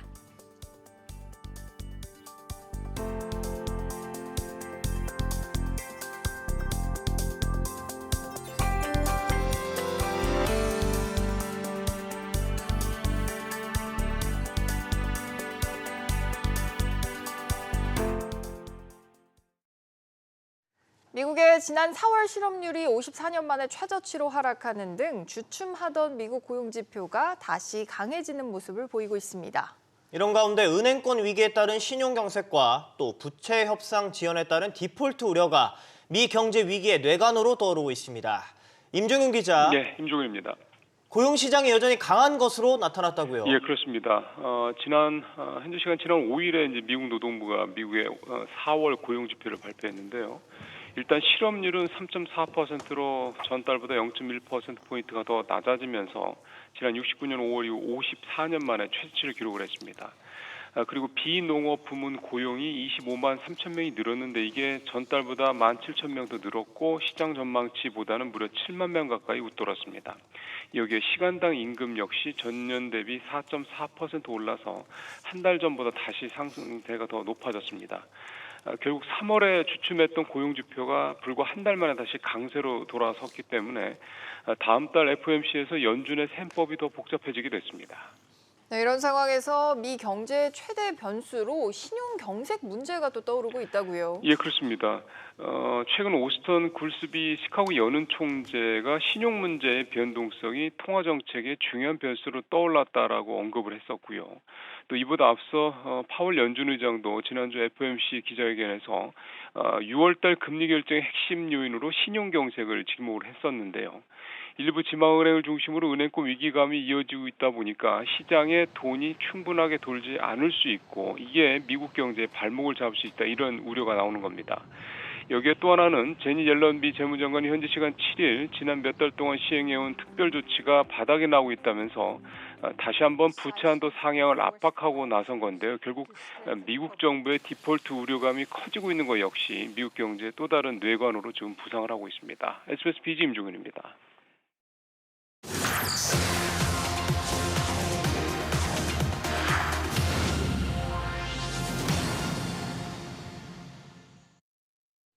기자가 콕 집어 전하는 뉴스픽입니다. 탈중국의 속도를 높이고 있는 애플이 올 1분기 시장 예상보다 더 좋은 실적을 기록을 했습니다. 애플이 중국 대신 공을 들이고 있는 시장이죠. 인도에서 분기 최대 매출을 기록했기 때문인데요. 인도 시장 점유율 1위를 굳건히 지켜온 삼성전자 입장에서는 다시 한번 애플과 격돌하게 됐습니다. 오늘 뉴스픽은 윤지혜 기자와 이 소식들 살펴보겠습니다. 윤 기자, 올 1분기 애플이 시장 예상보다 꽤 좋은 실적을 냈는데 구체적으로 짚어주시죠. 네, 1분기 애플 매출은 1년 전보다 2.5% 감소하긴 했는데요. 948억 달러를 기록하면서 시장의 예상치를 웃돌았습니다. 인플레이션과 IT 기기에 대한 수요 급감으로 인해서 작년 하반기부터 악화가 됐던 실적이 그렇다면 바닥을 찍고 반등하는 거 아니냐, 이러한 기대감이 커졌습니다. 네. 무엇보다 아이폰 판매가 잘 됐는데요. 맥과 아이패드 매출은 두 자릿수나 급감을 했는데 아이폰 매출이 증가를 하면서 효자 노릇을 한 겁니다. 현지 시간 5일 뉴욕 증시에서 애플 주가는 173.57달러에 마감하면서 9개월 만에 최고가를 기록하기도 했습니다. 애플이 최근에 중국보다 더 주목하고 있는 시장이잖아요. 인도에서 특히나 또 잘 됐다는 거 아닙니까? 맞습니다. 팀쿡 애플 최고경영자는 지난 4일 실적 발표한 뒤에 인도 사업에서 분기 기준 역대 최대 실적을 기록했다, 이렇게 설명하기도 했습니다. 애플은 원래는 25년 전 인도에 진출했는데 그동안 크게 공을 들이지는 않았습니다. 인도 제조 시설이 변변치 않고 중국 시장은 훨씬 컸기 때문입니다. 하지만 중국 공급망 붕괴와 미중 간 갈등으로 상황이 급변한 겁니다. 애플이 인도를 생산 기지뿐만 아니라 주력 소비 시장으로 삼는데 가속 페달을 밟는 모습입니다. 맞습니다. 인도에서는 원래 상대적으로 값싼 스마트폰 판매가 주를 이뤘었는데 최근에는 고가 스마트폰 판매가 늘고 있습니다. 샤오미를 비롯해서 중국 업체들의 상승세가 꺾이기 시작한 시점을 보시면 애플의 인도 진출과 맞물린다는 점 눈여겨보시면 되는데요. 삼성전자도 최근 갤럭시 S23를 직접 생산하면서 시장 공략에 전력을 쏟고 있는 상황입니다. 중국 업체와 힘겹게 싸우면서 인도 1위를 지켜왔는데 삼성전자 입장에서는 다시 애플과 맞붙게 됐습니다. 삼성 입장에서는 상당히 악재가 아닐 수 없다라고 볼 수가 있는데 이런 가운데 워런 버핏 회장이 아이폰을 또 이례적으로 칭찬을 했습니다. 어떤 내용입니까? 네, 버핏 회장은 현지 시간 6일 열린 주주총회에서 집에 있는 두 번째 차, 그러니까 세컨카와 아이폰 중 둘 중을 선택하라고 한다면 아이폰 보유할 것, 이렇게 설명했습니다. 네. 현재 버크셔 해서웨이는 애플 지분을 대규모로 보유 중인데요. 그런데 다만 월가 일부에서는 코로나19 팬데믹 이후에 밖으로 나가서 생활하는 점을 고려한다면 아이폰의 매출은 앞으로 타격을 입을 수도 있다, 이러한 분석도 함께 나오고 있습니다. 네, 오늘 뉴스픽 여기까지 정리를 해보도록 하겠습니다. 윤 기자 잘 들었습니다. 네, 미국 전기차 시장에서 리스 비중이 빠르게 늘고 있습니다. 이 같은 흐름 속에 현대차도 리스 시장 공략에 적극적으로 나서고 있는데요. 자세한 상황 취재 기자 연결해서 들어보겠습니다. 김기호 기자. 네, 김기호입니다. 네, 미국인들이 전기차를 구매하는 대신에 리스를 선택하는 비중이 더 늘고 있다고요. 네, 미국 피터슨 경제연구소에 따르면 미국 시장의 전기차 신차 가운데 리스 비중은 지난해 12월 9.7%에서 올해 3월엔 34.3%로 크게 증가했습니다. 지난 2010년부터 2019년 사이 전체 자동차 신차 시장에서 리스 비중은 연평균 25%였고 최근 몇 년간 줄고 있는 추세인데요. 전기차 시장에서만 리스가 급증하고 있어 주목됩니다. 이 같은 추세는 리스 차량에 대한 보조금 지급과 무관하지 않은 것으로 보입니다. 앞서 미국 정부는 인플레이션 감축법에 따라 북미에서 최종 조립한 전기차에 대해서만 세액 공제를 주겠다고 했다가 지난해 12월 발표한 추가 지침에서 리스 등 상업용 차량에는 북미 조립 요건을 적용하지 않겠다고 밝힌 바 있습니다. 이에 대해 피터슨 연구소는 전기차 리스가 늘면서 인플레이션 감축법에 따른 제한이 상당히 약해질 것이라고 분석했습니다. 그렇군요. 현대차도 리스 차량 판매에 상당히 집중하고 있다고요. 네, 현대차는 지난달 실적 발표 컨퍼런스 콜에서 올해 1분기 상업용 리스 차량 비중을 기존 5%에서 35%까지 늘렸다고 밝혔습니다. 그러면서 보조금을 받을 수 있는 리스 차량 판매에서 이미 충분한 수익을 거두고 있다고 강조했는데요. 구체적인 금액은 공개하지 않았지만 장기적으로는 전기차 부문의 마진율 10%를 계획하고 있다고 밝힌 바 있습니다. 현대차는 또 3년 뒤인 오는 2026년이면 모든 생산 차종이 미국 보조금 혜택을 받을 수 있을 것이라고 예상하면서 그때까지 리스 차량을 최대한 늘리겠다고 말했습니다. SBS 비즈 김기호입니다. 한일 정상이 만나 경제 협력 강화의 뜻을 모았습니다. 그동안 일본 수출 규제로 골머리를 앓았던 것에서 벗어날 수 있게 됐고 또 첨단 산업 글로벌 경쟁 속에서 두 나라가 한 목소리를 낼 여건을 만들었다는 평가가 나오고 있습니다. 김한진 기자와 자세히 알아보겠습니다. 우선 화이트리스트, 수출 심사 우대국으로의 복원이 이뤄졌다, 이렇게 보면 될까요? 그렇습니다. 정상회담 직후 공동 기자회견에서 두 정상이 화이트리스트의 사실상 복원을 선언하면서 복잡했던 일본산 제품 공급 절차가 간소화될 것으로 보입니다. 이런 가운데 우리 반도체 제조업체와 일본 소재 부품 장비 기업이 견고한 반도체 공급망을 구축하기로 했고요. 또 우주와 양자, 인공지능, 또 디지털 바이오 등 첨단 과학 기술 공동 연구와 개발 추진도 논의했습니다. 후쿠시마 원전 관련한 소식도 있었죠. 네, 우리 시찰단이 오는 23일 후쿠시마 원전을 방문할 것으로 보입니다. 두 정상이 공동 기자회견에서 우리 전문가들의 현장 시찰단 파견을 합의했다고 밝혔는데요. 합의 직후 나온 일본 현지 보도에 따르면 일본 관방부 장관이 우리 시찰단의 방문 날짜를 오는 23일이라고 밝혔습니다. 네, 부동산 소식도 살펴보겠습니다. 네. 정부가 전세 사기 피해자의 경매 대행 비용을 지원한다는데 이게 어떻게 한다는 겁니까? 네, 서민금융재단을 통해서 하는데요. 소송 대리와 경매 대행 비용 10억 원을 지원하는 겁니다. 지원 대상은 경매로 집이 팔려도 선순위 채권자가 다 가져가고 나면 남는 게 거의 없는 후순위 임차인입니다. 2,000가구가량이 지원을 받을 것으로 보이고요. 인천 미추홀구 전세 사기 피해자 평균 보증금과 주택 시세, 낙찰가 등을 따진 입찰 신청 대리 비용은 평균 53만 원 정도로 추산됩니다. 또 원희룡 국토부 장관은 어제 경기 성남 분당을 찾았습니다. 아파트 여러 단지를 묶는 통합 정비가 단지 간 지나친 경쟁과 차별을 낳을 수 있다는 주민 우려에 1기 신도시 재정비 사업에선 소외되는 곳이 없도록 하겠다고 말했습니다. 네, 증권업계에선 주가 폭락 사태가 계속되고 있죠. 네, 서울 남부지검이 SG발 주가 폭락 사태 관련해서 라더견 투자자문업체 대표에게 투자를 맡긴 사람들을 잇따라 불러들이고 있는데요. 지난 2021년 라 대표 투자 설명회에 참석했던 이들로 알려졌는데 개인 휴대폰과 계좌 등을 주면서 투자를 맡긴 것으로 전해졌습니다. 검찰은 이들 가운데 통정거래 사실을 미리 인지한 정황이 포착될 경우 피의자로 전환해서 수사에 나설 방침입니다. 네, 잘 들었습니다. 지난달 소비자 물가 상승률이 14개월 만에 처음으로 3%대로 내려온 상황에서 먹거리 물가 상승률은 고공행진을 이어간 것으로 나타났습니다. 통계청 국가통계포털에 따르면 외식 물가 상승률은 7.6%로 전달보다 0.2%포인트 올랐고 가공식품 물가 상승률도 7.9%로 전달보단 1.2%포인트 내렸지만 전체 소비자 물가에 비해선 2배 이상 높았습니다. 건보료를 내지 않고 보험 혜택을 보는 피부양자가 매년 줄고 있는 것으로 나타났습니다. 오늘 건강보험공단에 따르면 전체 건강보험 가입자 중에서 피부양자가 차지하는 비율은 지난 2015년 40.5%에서 2021년 35%, 지난해는 33%로 떨어졌습니다. 건강보험 당국이 이른바 무임승차 단속을 강화한 이후 피부양자 숫자는 2015년 2,046만여 명에서 2018년 1,951만 명, 지난해엔 1,703만여 명으로 매년 빠르게 줄고 있습니다.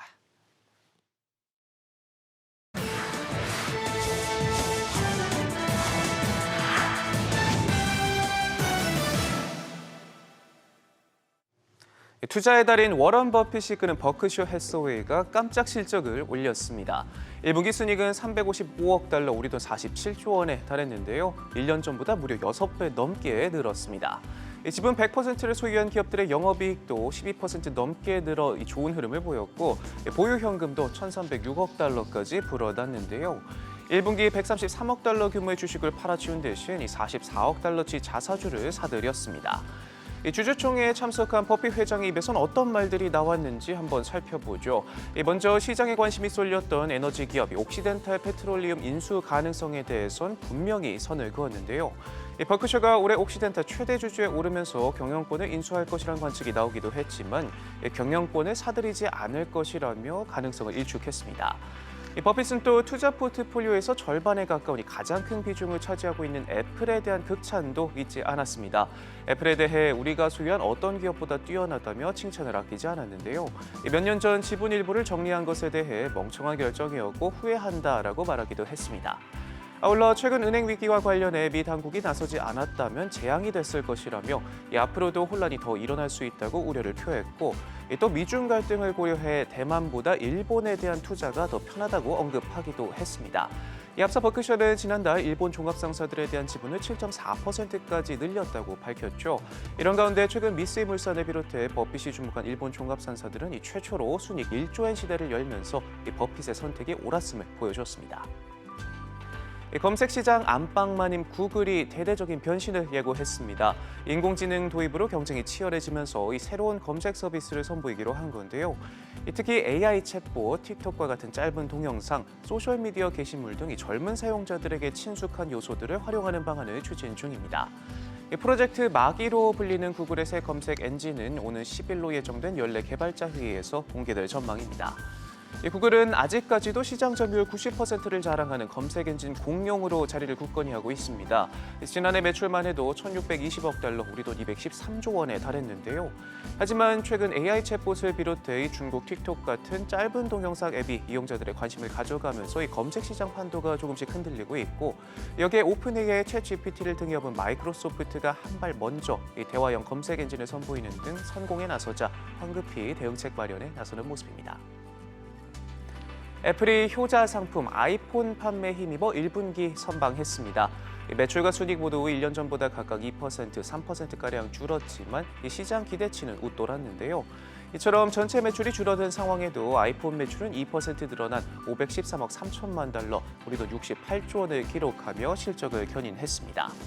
또 새로운 전략 거점으로 공을 들이고 있는 인도 시장도 1분기 역대 최대 매출을 기록했는데요. 팀쿡 CEO는 구체적인 수치는 밝히지 않았지만 1년 전 같은 기간에 비해 두 자릿수의 매우 강력한 성장세를 보였다며 인도가 티핑 포인트에 도달했다고 강조했습니다. 애플은 중국을 대체할 생산 기지로 인도를 점 찍어놓은 상태죠. 지난해 처음 최신 기종인 아이폰 14을 생산했고 오는 2025년까지 아이폰 전체 제품의 25%를 인도에서 출하한다는 방침을 밝히기도 했습니다.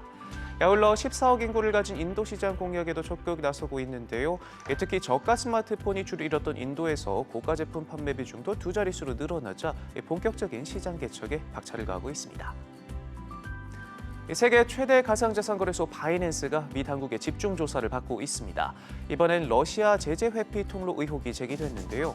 미 법무부 국가안보당국은 바이낸스가 미국의 대러시아 제재에 위반되는 행위에 관여했는지 조사하고 있습니다. 바이낸스는 과거에도 이란이 받는 제재와 관련해 제재 회피 수단으로 활용됐다는 민원이 제기돼 법무부가 관련 내용을 파악한 사례가 있는 만큼 더욱 강도 높은 조사가 진행될 것으로 보이는데요. 바이낸스의 순환은 여기서 끝이 아닙니다. 지난 3월 파생 상품 등에 관한 규정 위반으로 소송이 제기된 상태고, 아울러 자금 세탁 의무 위반 여부, 미등록 증권거래 지원 등 각종 조사에 시달리고 있습니다. 위기설에 휩싸인 미국 지역은행들의 주가가 급반등했습니다. 매각을 검토하고 있다는 소식에 반토막이 났던 팩웨스트뱅코프의 주가는 금요일장 80% 넘게 오르며 반등에 성공했는데요. 동반 하락했던 웨스턴 얼라이언스 뱅코프도 50% 가까이 급등했고 자이언스 뱅코퍼레이션 역시 19% 넘게 올랐습니다. 다만 이 같은 주가 반등이 얼마나 오래 갈지 확실하지 않다는 지적도 나오는데요. 웨드부시의 데이비드 치아베리니 애널리스트는 장기적으로 은행 산업이 직면한 압박이 다시 수면 위로 올라오기 시작할 것이라고 경고했습니다. 금융당국은 주가 급락 배경에 공매도 세력의 시장 조작이 있을 가능성도 염두에 두고 한시적 공매도 금지 방안을 검토하는 것으로 알려졌는데요. 이 밖에 투자자들의 불안감을 잠재우기 위해 연방정부가 예금 보호 대상을 확대하는 방안도 하나의 가능성으로 거론되고 있습니다. 중국이 전기차 충전과 배터리 교환 관련 특허를 세계에서 가장 많이 가진 것으로 집계됐습니다. 일본 특허 분석 회사 페이턴트 리절트가 2010년부터 2022년까지 13년간 중국 기업의 관련 특허 출원수를 집계한 결과 총 4만 1,011건의 특허를 가진 것으로 나타나 1위를 차지했는데요. 5위를 차지한 우리나라의 4배에 달합니다. 중국 기업의 특허 내용을 보면 전기차 보급에 걸림돌이 됐던 충전 시간을 단축하는 것과 관련된 특허가 특히 많았는데요. 전체 출원 건수 중 급속 충전 관련 특허 비율은 17%, 배터리 교환 관련이 10%를 차지했습니다. 기업별 출원수를 보면 일본의 도요타가 2,700여 건으로 1위를 차지했고 현대차와 기아는 각각 2위와 7위에 올랐습니다. 경영 자문업체 아서디 리틀재팬은 중국 전기차 시장이 빠르게 성장하면서 경쟁이 심화하고 있다며 앞으로 중국이 관련 기술을 독점해 에워쌀 가능성도 있다고 지적했습니다. 지금까지 글로벌 비즈였습니다.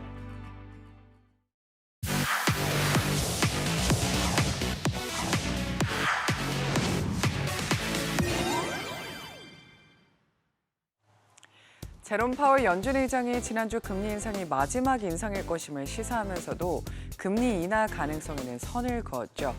미국의 4월 고용 지표가 예상보다 강하게 나오면서 금리 인하 기대감은 더욱 줄어들었는데요. 랜달 콜스 전 연준 부의장은 이번 금리 인상이 마지막일 것이라고 내다봤습니다. 하지만 금리가 시장이 기대하는 것만큼 빨리 인하되지는 않을 것이라며 시장이 이를 깨달으면서 이번 여름 동안 큰 조정을 겪을 것이라고 경고했습니다.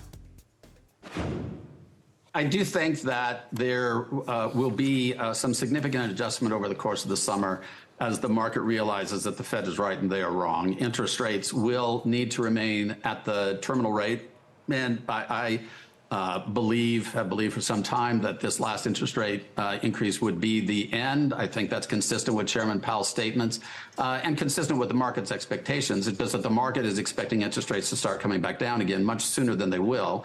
And when they come to that recognition, you'll have some probably uncomfortable adjustments over the course of the summer. But you should definitely believe the Fed and not the futures markets at the moment.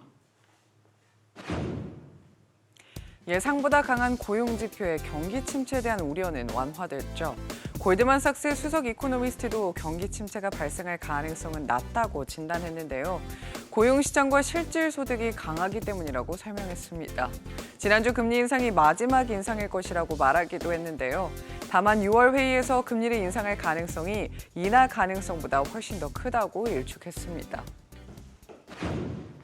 The basic takeaway is that the labor market's very resilient, and that is providing support to household real income, which is important at a time when we're concerned about the drag from tighter credit conditions. This is a reason for strong labor market. Strong real income growth is a reason for why we still think a recession is not the most likely outcome. Our forecast is that this was the last hike. And, if you look at the press conference, Chair Powell said twice that the changes in the statement were meaningful.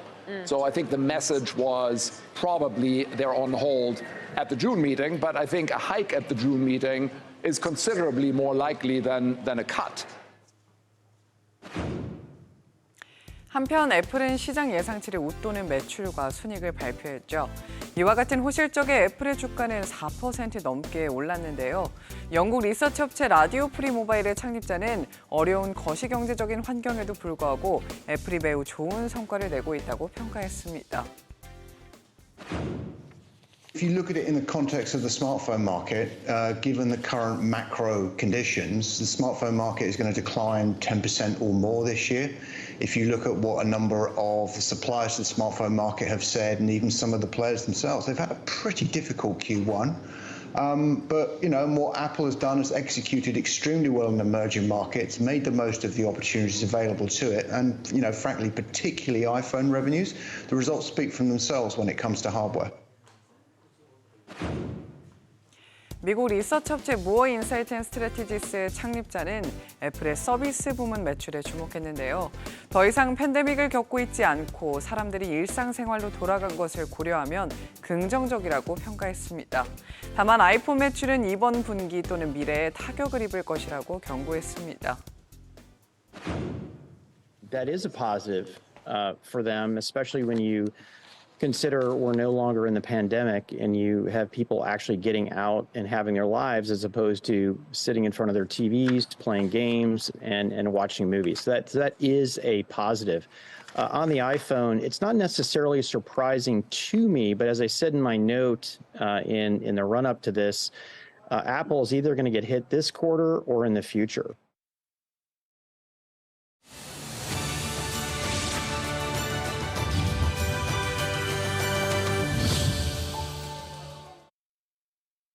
네, 연휴 끝내고 온 월요일 아침 한 주의 시작입니다. 일과 시작 전에 챙겨보면 좋을 기업과 CEO 소식들 전해드리는 코너 오늘 기업 오늘 사람입니다. 김대우 경제학 박사 옆에 나와 있습니다. 박사님 안녕하세요. 네, 반갑습니다. 네, 오늘은 뉴욕 증시 부활, 주가 조작 의혹, 마지막으로 공정위 오너 리스크 관련 기업과 사람 소식으로 저희가 준비를 했습니다. 우리는 한참 연휴를 보내는 중이었던 지난 주말에 뉴욕 증시가 모처럼 활짝 웃었습니다. 대장주 애플의 1분기 깜짝 실적 발표와 은행주 부활이 그 이유로 꼽히는데요. 박사님, 애플하면 뭐 전 세계 시가총액 2위 기업 아닙니까? 역시 애플이 뛰니까 뉴욕 증시도 크게 뛰었어요. 그렇습니다. 애플이 뉴욕 증시를 살렸다 이런 얘기까지 나오고 있는데요. 애플은 우리가 어린이날 연휴 기간 동안인 5월 5일 미국 뉴욕 증시에서 5% 가까이 아주 큰 폭의 상승을 했습니다.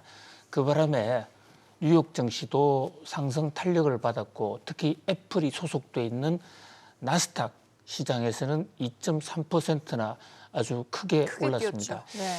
당초 예상은 애플도 1분기 실적이 별로 좋지 않을 수 있다라고 좀 부정적인 시각도 적지 않았습니다. 근데 실적을 놓고 보면요. 지금 매출이 마이너스 2.5%, 줄긴 줄었는데 2.5% 줄었습니다. 순이익 마이너스 3.4% 줄었는데요. 시장 예상치보다는 덜 줄었어요. 삼성전자 같은 데는 지금 순이익이 98% 감소하지 않았습니까?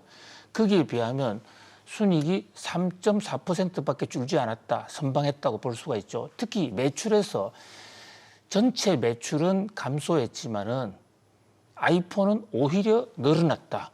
사실 아이폰이 주력 제품이고 전체 매출에서 50% 이상 차지하는 게 애플의 아이폰이거든요. 절반 이상이요. 네. 그렇습니다. 그렇다고 보면 애플은 뭐 아이폰이 잘 됐다는 것은 애플 전체적으로 선방했다 이렇게 볼 수가 있는데요.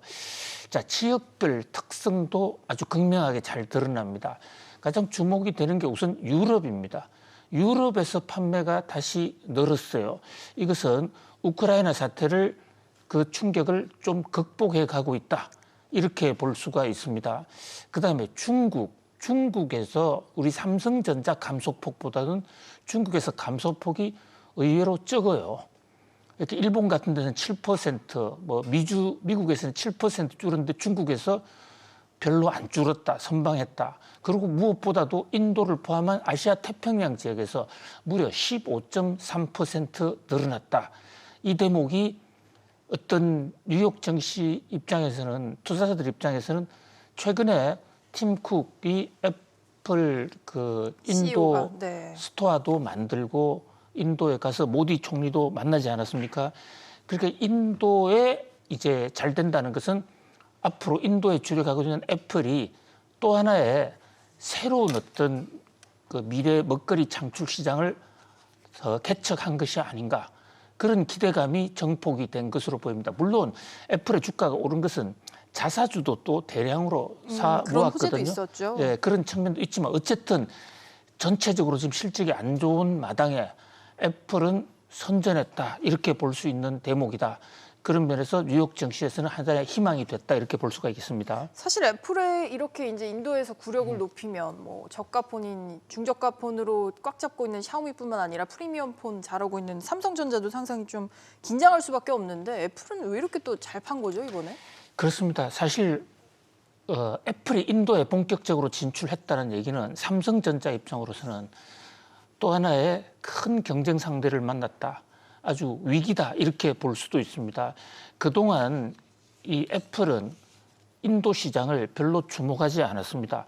오래전부터 진출은 했지만 별로 신경 쓰지 않았어요. 왜냐하면요. 인도는 그동안에 저가품 시장이었거든요. 근데 이 애플이 저가품 핸드폰을 별로 만들지 않고 있습니다. 그런데 주목할 변수가 최근에 인도 경제가 세계에서 가장 좋습니다. 거기다가 인도의 4G 이 어떤 스마트폰 환경이 인프라가 아주 그레이드업된 거예요. 우리나라보다는 못하지만 이제 웬만하면 LTE를 쓸 수가 있고 LTE를 통해서 어떤 이 데이터를 충분히 주고받을 수 있게 된 것이에요. 그동안에 인도가 저가품 시장이 잘 됐던 이유는 이런 LTE도 안 되는 4G도 안 되기 때문에 좋은 아이폰 있어봐야 소용이 없다. 그렇습니다. 그래서 샤오미가 완전히 시장을 장악을 하고 있었는데요. 지금 인도 사정이 상당히 달라지고 있습니다. 특히 우크라이나 전쟁에 지금 인도가 최대 수혜국이거든요. 왜냐? 저 질문 안 하세요? 지금 초롱초롱하게 바로 쳐다보고 예. 있었습니다. 우크라이나 전쟁이 생기는 바람에 미국이 러시아에 대해서 석유 판매를 금지하지 않았습니까? 그리고 유럽이 석유를 다 안 사요. 그러니까 지금 러시아 석유가 대폭 떨어졌는데 아무도 살 수가 없습니다. 미국의 보복이 무서워서. 딱 한 나라가 집중적으로 지금 매입하고 있습니다. 인도요. 인도가 싼 가격으로 매입해가 그걸 다시 유럽에 팔고 있거든요. 그 바람에 엄청난 지금 우크라이나 특수를 누리고 있습니다. 이것은 지금 인도가 갖고 있는 지정학적 그러니까 인도는 미국과도 관계가 있지만 러시아하고도 굉장히 친해요. 그렇다고 미국이 인도를 공격하기도 어려운 게 중국 견제하기 위해서는 또 인도가 필요하고 인도 태평양 전략을 해야 되거든요. 그런 틈새를 노려가지고 지금 우크라이나 전쟁의 어떤 하나의 아킬레스건이라고 할 수 있는 러시아 석유를 대량으로 사들여서 엄청나게 소득이 늘고 있습니다. 거기다가 LTE 시장까지 열렸다. 거기를 팀 쿡이 딱 시간 맞춰 들어갔다 이거죠. 그런 면에서 물론 여전히 삼성이 인도 시장 1등이긴 합니다만은 그러나 본격적으로 애플이 들어왔을 때 과연 삼성이 어느 정도까지 선방할 수 있겠느냐. 삼성으로서는 또 하나의 복병을 만났다 이렇게 볼 수가 있습니다. 아까 샤오미도 조금 말씀드렸지만 중저가 강자인 샤오미도 긴장을 당연히 해야겠어요. 그러면 샤오미는 뭐 거의 있던 성장 동력을 잃었다 이렇게 볼 수도 있습니다. 우선 인도 시장에 저가폰이 깔릴 대로 이제 다 깔렸습니다. 그리고 소득도 높아지고 LTE 시장이 새로 뚫리고 있는 마당에서 샤오미 저가폰이 과연 될까? 거기다가 샤오미는 지금 인도와 중국의 무역 마찰 속에서 인도로부터 경제적 보복 조치를 본격적으로 당하고 있거든요. 그렇다고 샤오미가 본격적으로 지금 프리미엄 폰을 만들어서 과연 애플과 삼성과 경쟁할 수 있겠느냐. 그런 면에서 인도의 판이 바뀌고 있다 이렇게 볼 수 있습니다. 샤오미도 일부 프리미엄 폰이 있긴 하지만 또 애플이나 삼성전자에 비해서는 열위에 있을 수밖에 없으니까요. 또 이런 가운데 워런 버핏 회장이 이례적으로 아이폰을 칭찬을 했더라고요. 그렇습니다. 사실 뭐 워런 버핏은 뭐 기본적으로 장사꾼이고 본인이 애플 주식을 많이 갖고 있지 않습니까? 있으니까. 지금 1년에 한 번씩 이제 이 자기 고향인 오마하로 전 주주들을 다 모아서 연례 주총도 하고 메시지를 발표하는데 거기서 애플은 우리가 소유한 어떤 기업보다 뛰어나다. 노골적으로 애플 주가를 띄어 올리려는 그런 어떤 그 의도가 확연히 보이고요. 그리고 심지어는 차를 처분하고 아이폰을 보유한다 이러는데 차와 아이폰은 대체제 관계에 있지 않습니다. 세컨드카와 비교를 하긴 했죠. 아무 세컨드카라도요. 차를 처분하고 아이폰을 사면 아이폰이 대신 어떤 어떤 운송을 담당해 주는 건 아니잖아요. 저 워런 버핏은 제가 오마하에 갔을 때도 콜라가 몸에 좋다 해서 하루에 서너 잔씩 콜라를 마신다. 콜라 마시면 오래 산다 그러는데 글쎄 콜라가 과연 건강식인지. 근데 아직 정정하신 게 조금 역설적이긴 해요. 그런데 남이 볼 때는 콜라 먹고요. 집에 가서는 인삼을 먹는 게 아닌가. 뭐 이런 생각도 해봐요. 자, 지금 왜냐하면 코카콜라도 지금 워런 버핏이 가장 오래 주식을 갖고 있던 워런 버핏의 최애주고 지금 실질적인 코카콜라의 오너가 워런 버핏이기도 하거든요. 그래서 조금 걸러서 들을 필요가 있다. 그렇습니다. 네. 알겠습니다. 그 핵심만 저희가 파악하도록 하죠. 다시 뉴욕 증시로 가서 은행주도 일제히 상승을 했는데 사실 뭐 팩웨스트라는 곳의 주가는 정말 너를 뛰잖아요. 이번에 그렇습니다. 또 폭등을 했어요. 이 정도면 거의 뭐 정상 궤도를 이탈했다 이래 볼 수 있는데요. 한번 떨어졌다 하면 50%, 올랐다 하면 80%. 그 차이가 거의 뭐 150%포인트까지 되는 아주 어마어마한 상하 진폭을 보이고 있는데요. 지금 공매도를 그 세력들이 개입돼 있다라는 얘기가 가장 설득력 있게 가장 많이 나옵니다. 공매도 세력 입장에서는 주가를 좀 떨어뜨렸다가 또 거기에 마구 이렇게 하락이 되면 거꾸로 공매도에서 어떤 이 주식 매수로 돌아서기도 하는 그런 어떤 주식 게임의 한 중앙에 타겟이 됐다. 그 얘기는 그만큼 이 회사의 기초 체력이 약해졌다 이렇게 볼 수가 있어요. 그만큼 쉽게 흔들리니까요. 그렇습니다. 그래서 뭐 아직까지 도산한다라고까지는 볼 수는 없지만 끝나도 끝난 게 아니다. 그래서 은행 위기는 좀 더 깊이 있게 고찰을 해 볼 필요가 있고요. 결국은 그 어떤 미국 사람들의 불안 심리, 지역 은행에 예금을 했을 때 과연 안전하겠냐. 근데 25,000불이 우리 돈으로 한 3억 정도 되기 때문에요. 개인들은 거의 영향권이 없습니다. 기업들이나 벤처 회사들, 돈 집어넣었던 회사들, 이 회사들이 돈을 빠른 속도로 지금 대형 은행들로 옮기고 있다. 이탈하고 있는 와중이거든요. 그래서 은행 위기는 여전히 좀 예의주시 관찰 대상이다 이렇게 볼 수 있을 것 같습니다. 예탁 결정 발표를 보면 우리나라 서학개미들도 이 팟캐스트뱅코프라는 주식을 많이 사고 있다라고 하는데 신중한 좀 접근 저희도 조언을 드리겠습니다. 또 다른 이슈로도 넘어가 보죠. 다음은 지난주 연휴 시작 직전에 바로 국내 자본시장을 뜨겁게 달군 이슈입니다. 키움증권의 모회사 다우키움그룹의 김익래 회장이 전격 사퇴하고 차익을 모두 기부하겠다고 깜짝 발표를 했습니다. 그럼에도 불구하고 논란은 좀처럼 가라앉지 않는 분위기인데요. 박사님이 김익래 회장님 하면 사실 은둔의 경영인이라고 꼽히는 분인데 연휴 전날 심지어 저녁 6시 45분 이례적인 시간에 기자회견을 했어요. 왜 이렇게 급하게 했어야 했을까요? 배경을 좀 살펴볼까요? 한번 이 자리에 모셔서 집중 인터뷰를 해야 될 것 같은데요. 접촉을 해봐야 될까요? 네. 김익래 회장 하면 제가 여러 번 인터뷰 신청을 했는데 자신은 인터뷰하지 않겠다라고 오랫동안 그렇게 얘기를 해왔어요. 언론에 잘 나타나지 아니시죠? 않는 분이죠. 네.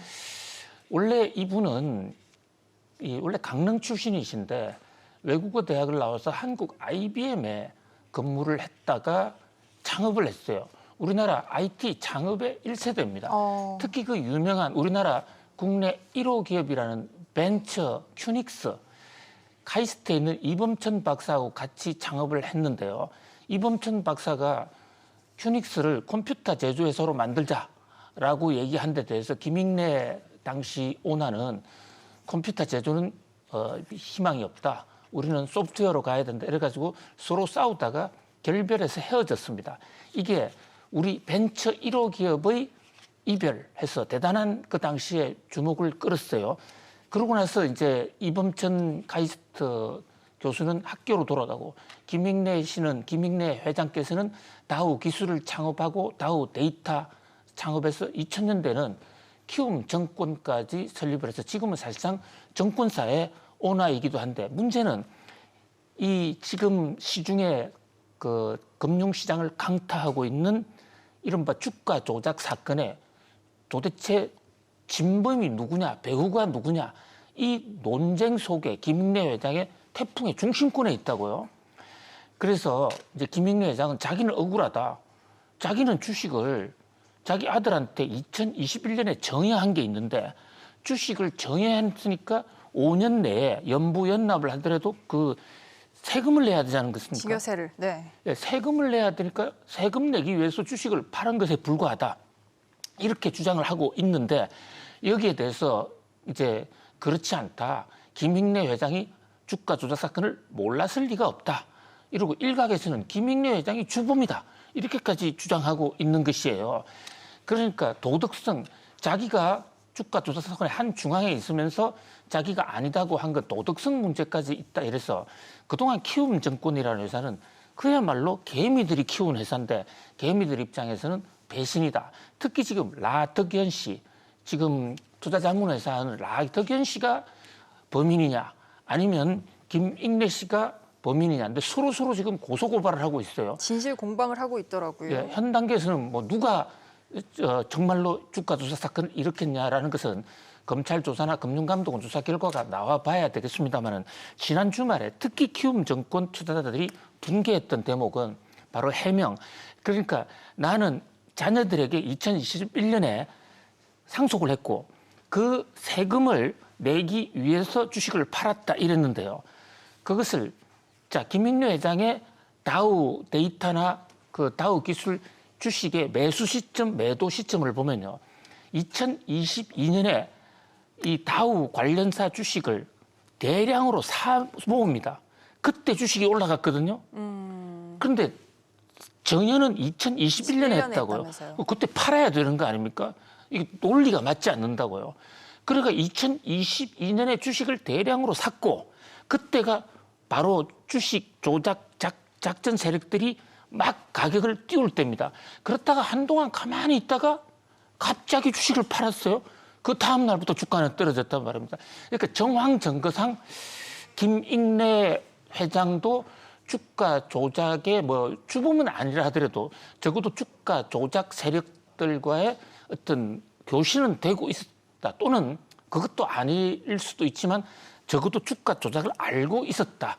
알고 있었다 그러면 이번 사건의 책임을 피할 수가 없거든요. 그래서 이제 또 본인이 주식 이분의 매각으로 인해서 벌어들인 돈을 사회에 환원하겠다 이랬습니다. 그러면 세금 내기 위해서 팔았다는데 세금 안 낼 겁니까? 이게 여러 가지로 앞뒤가 안 맞는 이런 것 때문에 도덕성의 논란까지 지금 연루가 되고 있는데요. 뭐 그러나 주범인지 아닌지는 현재로서는 우리가 단언할 수는 없는 상황입니다. 네, 일부에서는 김익래 회장이 매물을 크게 던지면서 그러니까 큰 물량을 팔면서 8개 이제 종목의 하한가가 줄 하한가가 이뤄졌고 이제 증시에 큰 충격이 이어졌다. 이렇게 주장을 하고 있는 거고 뭐 이런 맥락이라서 그런지 또 이제 투자자들 특히나 개인 투자자들이 키움증권을 불매해야 된다 이런 얘기까지 하고 있더라고요. 그렇습니다. 정말 키움증권은요. 사실 그 증권사 객장도 잘 없잖아요. 온라인 기반 증권사잖아요. 그렇습니다. 예. 그야말로 그 개미들이 그리고 처음에 키움증권은 출범했을 초기만 하더라도 아무도 관심을 갖지 않는 정말 그 소외된 회사였습니다. 그런데 소액 투자자들 우리 같이 한번 크자. 키움증권도 후발주자고 우리 개미들도 같은 개미들끼리 한번 커보자. 이랬는데 이번에 주식 매도 사건과 관련해서 개미 투자자들이 직격탄을 맞은 거 아닙니까? 대주주들은 오히려 돈을 벌었죠. 그러니까 과연 우리한테 화살을 날릴 수가 있느냐? 그런 면에서 키움증권을 믿기가 어렵다. 키움증권 앞에다가 단어를 하나 더 붙여야 된다고 개미들은 주장하고 있어요. 어떤 단어요? 화키움증권. 개미 화를 키우고 있다. 이거 뭐냐? 개미를 도와줘야 될 개미 수익 키움증권이 개미 화 키움증권으로 바뀌었다. 뭐 그런 어떤 그 밖에도 이 자녀들 상속 문제와 관련해서도 석연치 않은 대목들이 특히 그 김익래 회장의 사모님 그러니까 부인이 주식을 많이 갖고 있고 또 아들인 김동준 씨한테 김동준 씨한테 이머니를 통해서 많은 지분을 넘겼거든요. 지금 회사를 보면요. 이미 김동준 씨가 최대 오너입니다. 이미 회사가 바뀌었어요. 아들이 이미 오너인데 무슨 사퇴를 한다는 거 은퇴죠. 그건 사퇴가 아니고 후계자 승계죠. 뭐 그런 면에서 정직하지 못하다라는 얘기까지 지금 나오고 있습니다. 김동준 아들이 지금 나이 40이 채 안 됐죠. 국내에서는 학교를 나오지 않았어요. 미국의 그 코넬 대학하고 서던 캘리포니아 대학 이런 데를 졸업했는데요. 저 학교가 아주 또 우연히 그 탄진 칼의 땅콩 사건에 조현아 씨가 바로 남가주 대학 코넬 대학 출신이기도 해요. 대학원 다 선후배지간인데요. 어쨌든 국내에 기반이 없는데 지금 대주주가 됐단 말이죠. 그런 과정에서도 어떤 성명하지 않다라는 게 키움증권 투자자들의 좀 볼멘 소리이긴 합니다. 김익래 회장이 이번 위기를 어떻게 최종적으로 봉합할 수 있을지 함께 지켜보시도록 하시죠. 마지막 소식입니다. 지난주 바이오업계에서는 서정진 셀트리온 회장이 화제의 CEO로 꼽혔습니다. 경영 일선에 복귀하자마자 엄격한 복장 규정 지침 논란부터 혼외자 법적 분쟁까지 상당한 홍역을 앓고 있는데요. 박사님, 최근에 이제 셀트리온 그룹의 최근 그 계열사 2곳이 추가가 됐는데 이게 혼외자 이슈랑 관련이 있다고요? 그렇습니다. 갑자기 계열사가 더 생겼어요. 갑자기, 네. 예, 계열사는 공정거래위원회에서 대기업, 기업 집단 해가지고 공시를 하는데 일반적으로는 현재 지금 그 오나와 오나의 친인척 관계에 있는 특수 관계인 회사들만 편입을 시킵니다. 근데 갑자기 전혀 관계가 없는 회사 2개가 들어왔어요. 근데 알고 보니 서린홀딩스와 서원 D&D인데 이 회사의 오나가 그러니까 서정진 회장의 내연녀라는 것이죠. 근데 내연녀도 올해부터 계열기업군에 들어가기로 했는데 첫 케이스로 이제 들어오신 거예요. 근데 이제 알고 보니까 그동안에는 친인척 소유 회사라고 그랬는데 지금은 결별한 내연녀가 운영하는 회사인데 최근에 이 내연녀의 자녀 둘이가 그 친자 확인 소송을 해서 이겼습니다. 그러니까 서정진 회장이 부인했던 자녀들 둘이가 법원에 의해서 자녀가 돼버린 거예요. 자, 이게 외도를 한 거에 대해서는 뭐 개인 사생활이라고 할 수는 있을지 모르겠습니다만은 자기 자녀인데 받지 않겠다 해서 계속 부인하다가 법원의 판결에 의해서 혼외자 둘이를 어쩔 수 없이 이제 넣어줬는데 그러다 보니까 재계에서는 상속 문제가 걸린다고요. 그렇죠. 이게 도덕성 논란에 그치지 않고 또 상속으로 갈 수 있잖아요. 그래서 주가가 떨어져 버린 겁니다. 지금 자녀들이 승계를 하고 있는데 지금 그 서정진 회장의 아들들이 있지 않습니까? 이미 회사에 뭐 대표 전무를 하고 있는데 갑자기 여동생 둘이가 생긴 거예요. 근데 거기에서는 우리나라 상속법에요. 유언을 통해서 주지 않으려고 하더라도 유류분이라는 게 절반은 줘야 돼요. 그렇죠. 그러다 보니까 셀트리온 주가가 대폭락하는. 그래서 일각에는 서정진 회장이 불 끄러 오셨는데 소방수로 오셨는데 불을 지른다고요? 불을 지르는 아까 앵커님 좋은 지적해 주셨잖아요. 네, 지금 주가 상황만 보면 불을 오히려 지르고 계시는 모습이 보여요. 그렇습니다. 소방수가 아니라 불을 지르고 있다. 이런 얘기가 나오고 있는 상황입니다. 네. 오늘 이렇게 이제 셀트리온 오너 리스크 소식까지 살펴봤는데 오늘 이거는 시간 관계상 조금 짧게 다뤄드렸습니다. 앞으로 이제 이슈가 추가될 때마다 저희가 추가적으로 전해드리도록 하겠습니다. 네, 박사님 오늘도 감사합니다. 잘 들었습니다. 고맙습니다.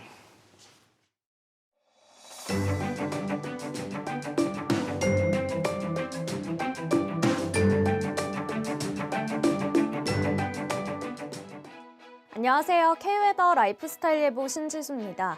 어버이날 아침 서울 8도, 대구는 6도 안팎으로 다소 쌀쌀한데요. 오늘 낮에는 기온이 껑충 뛰면서 서울 23도, 대구가 22도까지 오르겠습니다. 일교차가 15도 이상 벌어지니까요. 옷차림에 신경 써주셔야겠습니다. 오늘 대체로 맑은 하늘 보이겠습니다. 다만 아침까지 내륙에는 안개가 나타나면서 가시거리가 1km 미만으로 좁혀지는 곳이 있겠습니다. 출근길 안전운전 하시기 바랍니다. 다음은 자세한 지역별 날씨입니다. 중부지방 아침 기온 수원과 대전이 5도 안팎으로 떨어져 있습니다. 낮에는 수원과 대전 21도 보이겠습니다. 동해안 지방 속초와 강릉 5도에서 6도 안팎으로 시작하는 가운데 한낮에는 19도에 머물겠습니다. 남부지방 광주 7도, 부산이 9도 나타내고 있고요. 낮 기온은 광주 23도, 부산 20도 예상됩니다. 오늘 남해상과 동해상으로 물결이 최고 4에서 5m로 거세게 일겠고요. 내일까지 동해안과 남해안으로는 너울이 유입될 수 있어서 해안가 안전사고에 유의하셔야겠습니다. 주중에는 대체로 맑은 날씨가 이어지면서 날도 포근하겠습니다. 날씨였습니다. 네, 월요일 아침 모닝벨이 준비한 소식은 여기까지입니다. 시청해주셔서 고맙습니다.